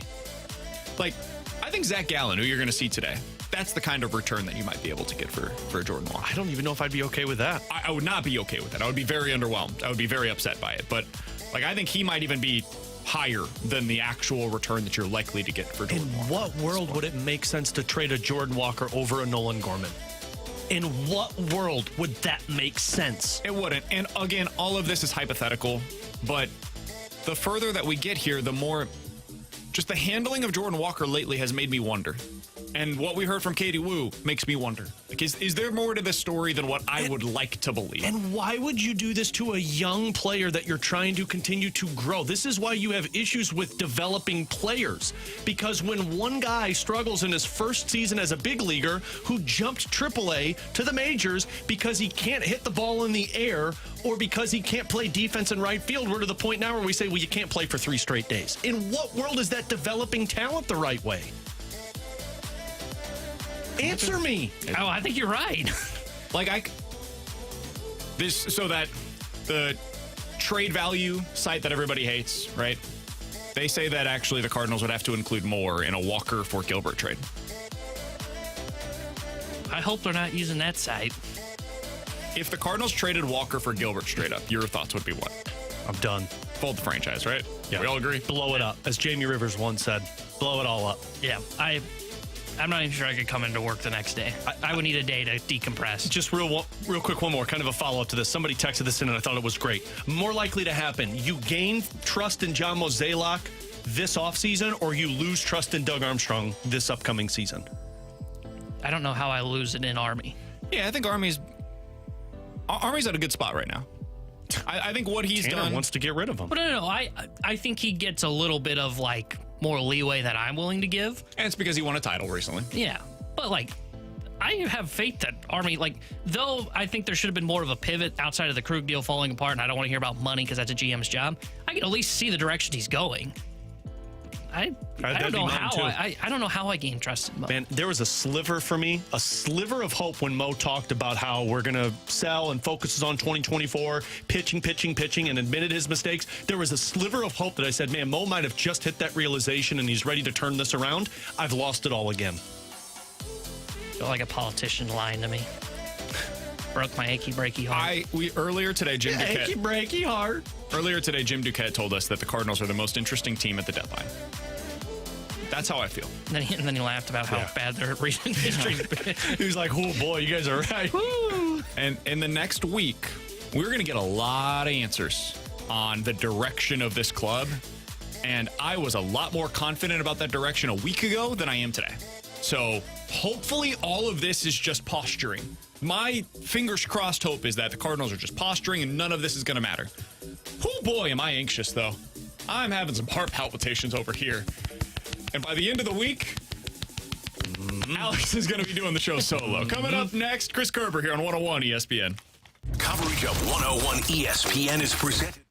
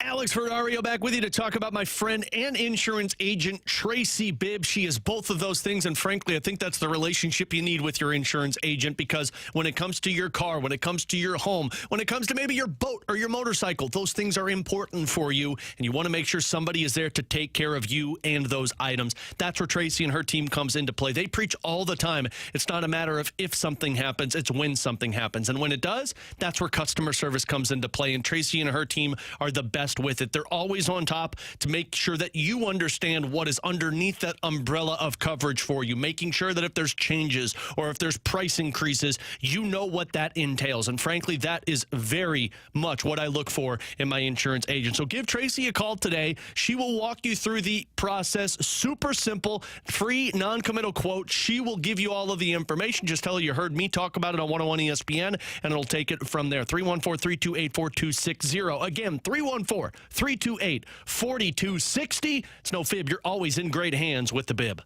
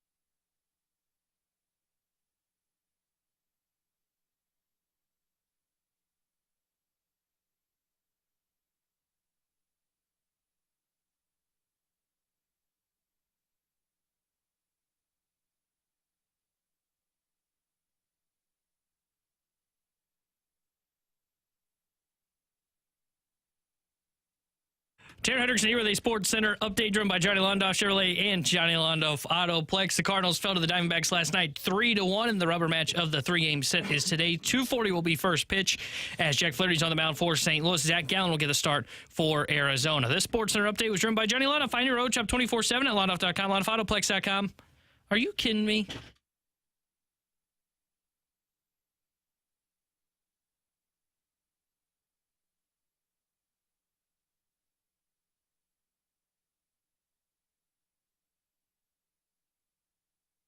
All right, let's go out to the 101 ESPN hotline to be joined by the voice of the Blues, Chris Kerber, joining us here on the show. Kerb, sorry we weren't able to connect last week, but it's good to be able to talk with you again. How you doing, man? Hey, all good, Brandon. Thank you very much. How are you guys? Doing all right. So I want to start out with a Cardinals question for you, Kerbs, and kind of do a pivot here. We're less than a week away from the trade deadline. We all saw what Doug Armstrong was able to do by selling off some of his assets last year at the deadline to set them up better for this offseason than going into their future years. How are you feeling as a Cardinals fan about John Mozeliak and what he's going to do at this year's trade deadline? You know what? I think he's known that this is coming for a little while. I'm confident that he could get it done, and that's because I think he knows all that's at stake and what's on the line. You know, and I think as everybody continues to go through possible scenarios, I think there are probably so many more than we haven't even thought of. Like for one, I'm going to Adam Wainwright, and I realize you're not going to get much value for him at this point, but I respect enough saying, do you want me to try and find a way to get you to a contender to finish out your career? And he told the morning show he would say no, by the way. Yep. Hey, I did. I heard that this morning. But I'm still asking him, right? I'm still showing him the respect and asking him, because I think that's a good message to send throughout the organization. But then I'm also I'm looking at every different scenario, and honestly, I don't think there's any, in terms of my approach, nothing's untouchable until I see what potential deals look like in my book. So, but the thing is, guys, I think you really got to be careful though here too. The trade deadline is when you can set it up. Don't overpay. Just because it's a trade deadline, unless you really think it's a deal you want to make, because you will have time in the offseason to make other deals, and the price may not be quite as bad because you're backed up against a deadline. That's the one thing watching Doug Armstrong work and watching trade deadlines work over my career is be careful not to overpay just because you feel the need. So I'm curious to see how it's all going to play out, of course. Kerbs, on the hockey side of things, speaking of deals, one of our favorites, Dom at The Athletic, put together a list of the top 10 worst contracts in the National Hockey League. And I'd like you to explain to people and really give people the perfect explanation of why Colton Parayko is not the second worst contract in the National Hockey League. That's a leading question. question. The problem the problem is I thought his models last year were nuts in terms of the Blues, how the Blues were going to be. Turns out the Blues were worse than even his model thought they were going to be. Very true. But guys, and you know what? And I looked this up. I actually, who did I do this for? It was Essa Lindell, Kerbs. I brought it up earlier. No, it wasn't. It wasn't Essa Lindell. I actually did another. So if you go to Hockey Reference and you subscribe to the stat head part like I do, you can actually do comparisons. You guys remember last year when I put the comparison of the first 8 years of Parayko and Bouwmeester together, right? And I did it again real recently with somebody it was actually quite interesting. Oh, you know who it was? It was Charlie McAvoy, right? Now, Charlie McAvoy has a few more points than Colton Parayko, but then you start to put some other factors into it and things along the lines of like how much power play time McAvoy is getting at 3.5 minutes a game versus Parayko. All these different things. And yes, look, I think Charlie McAvoy, obviously at a younger, is a better all-around defenseman right now at an age of 6 years younger. So, but my point is I look at a $6.5 million contract for Colton Parayko, a 6'6" defenseman logging you 23 minutes a game, most of them even strength. Every single one of those shifts is against the other team's top players, right? You're hoping for more offense that hasn't been there yet. You're still getting about 35 points a year, at even strength, not getting any real candy on the power play. And, to me, and a guy that's out there on the penalty kill, leading your team in block shots, I just think in today's age, and Charlie McAvoy, for example, is at $9.5 million. Okay. I don't know that Colton Parayko is a $3.5 million value less of a defenseman than Charlie McAvoy, when you consider experience and all that. So I actually think that with the way contracts are going and how it's looking, his age and the type of player he is, I think that you may find that this contract is the perfect value for Colton Parayko. And listen, I disagree with Dom Lucian on so much because so much of his crap just doesn't pan out the right way. Like there's a way of justifying numbers, but then there's another way of looking at the game. And I think when it comes to and I'm not anti-analytic. You guys know this. I'm not anti-analytic. I'm anti-all analytic or nothing, right? Because relying too much so on the numbers, involved. especially in a short sample size, can get you into trouble, Oh, yeah, absolutely. Kerbs, final thing that I wanted to ask you about, Jeremy Rutherford, who is outstanding at his job over on The Athletic, and that's why people should be subscribing over there. He had a mailbag earlier today, and one of the questions that he got was, JR, name your top 8 teams in the Western Conference for the upcoming season. He named the top 7, Vegas, Colorado, Dallas, Edmonton, LA, Seattle, and Minnesota. And then he had the Blues as the 8th best team in the Western Conference going into the upcoming season. Kerbs, do you think that's reasonable? I think right now, to me, I feel what's reasonable for the Blues is a team that is about 5 games over 500. That won't be good enough to put you in the top 8. So I haven't done enough studying, to be honest with you, Brandon, of the rest of the conference to see where they go. But when you look at the Blues having to play the entire Eastern Conference a game each, and then the types of games, there's we've joked about a little bit, we're living on some hopium this year. I love that line from Randy as he and I were talking when I came in to fill in a week or so ago for Tim. But the part that is because if you get a good season from the guys you're hoping in contract years with something to prove like Verana and Kapanen, if somebody steps up to fill what I still think is a gaping hole on your left wing somewhere in your top 2 lines, right? If the team commits to the type of defensive play that you need to commit to, then I think the Blues can be better than that. And when you get to 10 games over 500, now you're talking about a team that's competing for a playoff spot. So I don't think the Blues are far off from that, but to get to that point, to me, to comfortably put them in the top 8 right now, there's a lot of things that have to go right, and you're asking for stuff from guys that you haven't seen consistently yet. So I'm a little hesitant to put them as high. I think there's a chance that they could put that all together, but right now a lot has to go right for that to happen in my book. Kerbs, I forgot. I've got one other thing. We've got about 30 seconds here. It's just a quickie. Fire. If I guaranteed you that Jakub Vrana plays all 82 games next season, what are you setting the over-under for goal production for him? If he plays all 82 games? Guaranteed. Set the over-under at 24. Wow. I would have thought that would have been higher, Kerbs. I'm setting the over-under. I want people to bet higher, and I want people to bet lower. What would you take? In that case, I'd take 24. I guess you know what? I'm gonna go. I think he could get to 25, so I'll take the over. I'm taking the heavy over. Yeah, I got 35 plus, Kerbs. Yeah, I was thinking 30. You're thinking they're okay? Well, that's good. So then I said a good number. Yeah, I like it. I like it. You took my money, Kerbs. Kerbs, appreciate the time as always, my friend. We'll talk with you again next week, man. All right, guys. Have an awesome week. Thanks. Absolutely. Same to you. That's Chris Kerber, voice of the Blues, joining us here as he does each and every Wednesday on BK and Ferrario. Coming up next, we're going to finish out the show with the BK and Ferrario Rewind. I want to touch on what is a huge start later today. The guy that was once promised to be the #1 starter for the Cardinals of the future might be making his last start in a Cardinals uniform. How do we feel about it? We'll talk about it next here on 101 ESPN.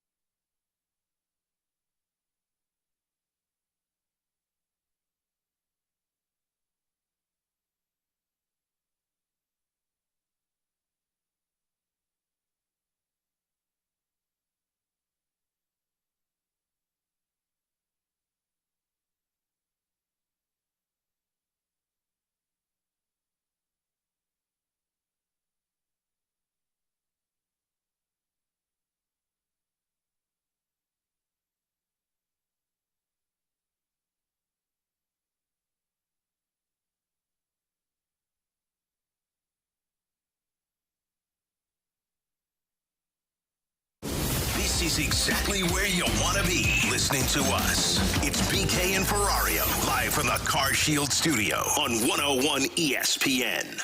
Let's run it back with a daily rewind on BK and Ferrario. Brought to you by Stewart's American Mortgage. Google the Bagel Loan, featuring 0 fees and 0 closing costs.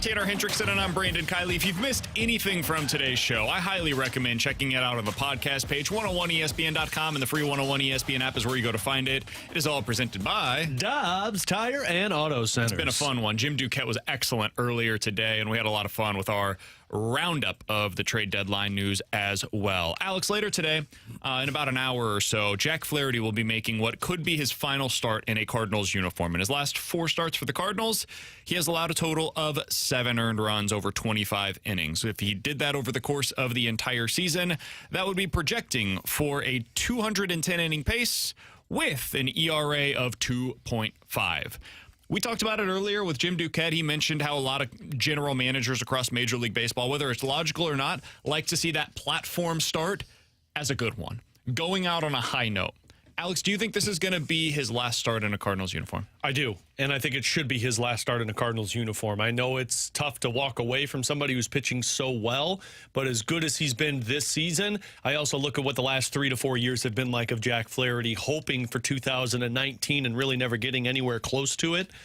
I think it's time to cut your losses with a player that you hoped was going to reach that platform that you needed him to be, and he didn't get there, and now you got to go searching for it once again. And hopefully they can take this in a different direction and say, we got to go a different route rather than thinking we could draft and develop this type of player. I would also add this. Jack Flaherty's a cautionary tale for the Cardinals as they look to start trading for their next starting pitcher that they're looking for. They're never going to learn from that lesson. And the reason why I say that is because if you trade for starting pitching, it can break like that. Because if you had traded for Jack Flaherty after his 2019 season here in St. Louis, think about what the Cardinals would have been acquiring at that point in time.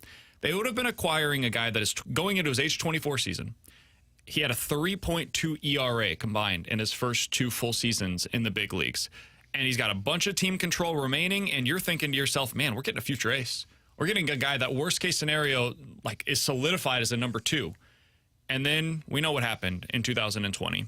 The injuries have taken shape over the last couple of seasons, and he just hasn't really been the same pitcher since. And this is not to scare anybody about what it means if the Cardinals do decide to make a big trade for a starter. It's just the reality. That's why you build around position players, is because they are so much more stable year to year than the pitchers are. And it's why I would never trade, for example, a Jordan Walker for any kind of pitcher that you could get on the market. Jack Flaherty was supposed to be the next guy, and his body betrayed him. I don't think this was a situation where mentally or anything like that, he wasn't in it. Jack Flaherty is a consummate professional. He is a guy that has, despite all of the frustrations that Cardinals fans have with him, done things the right way, honestly, on the field at all times. And his body just broke down while he was here in St. Louis. So I'm hoping for him to be able to have a big-time start today to get the Cardinals the return that they need at the deadline. And then I hope he goes and signs somewhere else for a bunch of money, because he's earned it with the way that he's been able to come back from this injury history for him. But, yeah, I think today is the last time that we see him in a Cardinals uniform. And I would advise Cardinals fans that if he does go elsewhere, signs a big contract, and goes on to perform like a number 1 or a number 2 for the rest of his career, you can't get upset about it. Absolutely. You can't get upset about a guy who just never reached that potential in St. Louis, but went elsewhere and reached that potential, because those are the situations that you look at and you say he was just never going to get here in St. Louis. Yeah. T-Bone, you got one final thought on this? I think it's his final start for the St. Louis Cardinals. I think you have to trade him because he's going to be the 3rd, 6th best starter on the market. And unlike what they did with Hicks, you need to capitalize on it. And you heard Jim Duquette say you could probably get a top 10 prospect, a top 20, and maybe even a 3rd. And those are guys that can help you. Like, I think if I remember correctly, and I'll have to look this up, but I think Ryan Helsley was a top 20 prospect when he was in the minor leagues. If you can get a Ryan Helsley, but like starter-esque in that, yeah, you should be looking to acquire that. If you can get the next Ryan Helsley, that'd be awesome for as like the secondary piece in a trade for Jack Flaherty. That'd be great. We'll see what he ends up doing today. We will talk about it tomorrow. For Alex Ferrario and Tanner Hendrickson, I'm Brandon Kiley. The Fast Lane's coming up next. We'll talk to you guys tomorrow at 11 a.m. here on 101 ESPN. Because this is the... Hold on, what's it called again? Trade deadline roundup. The trade deadline roundup. Woo!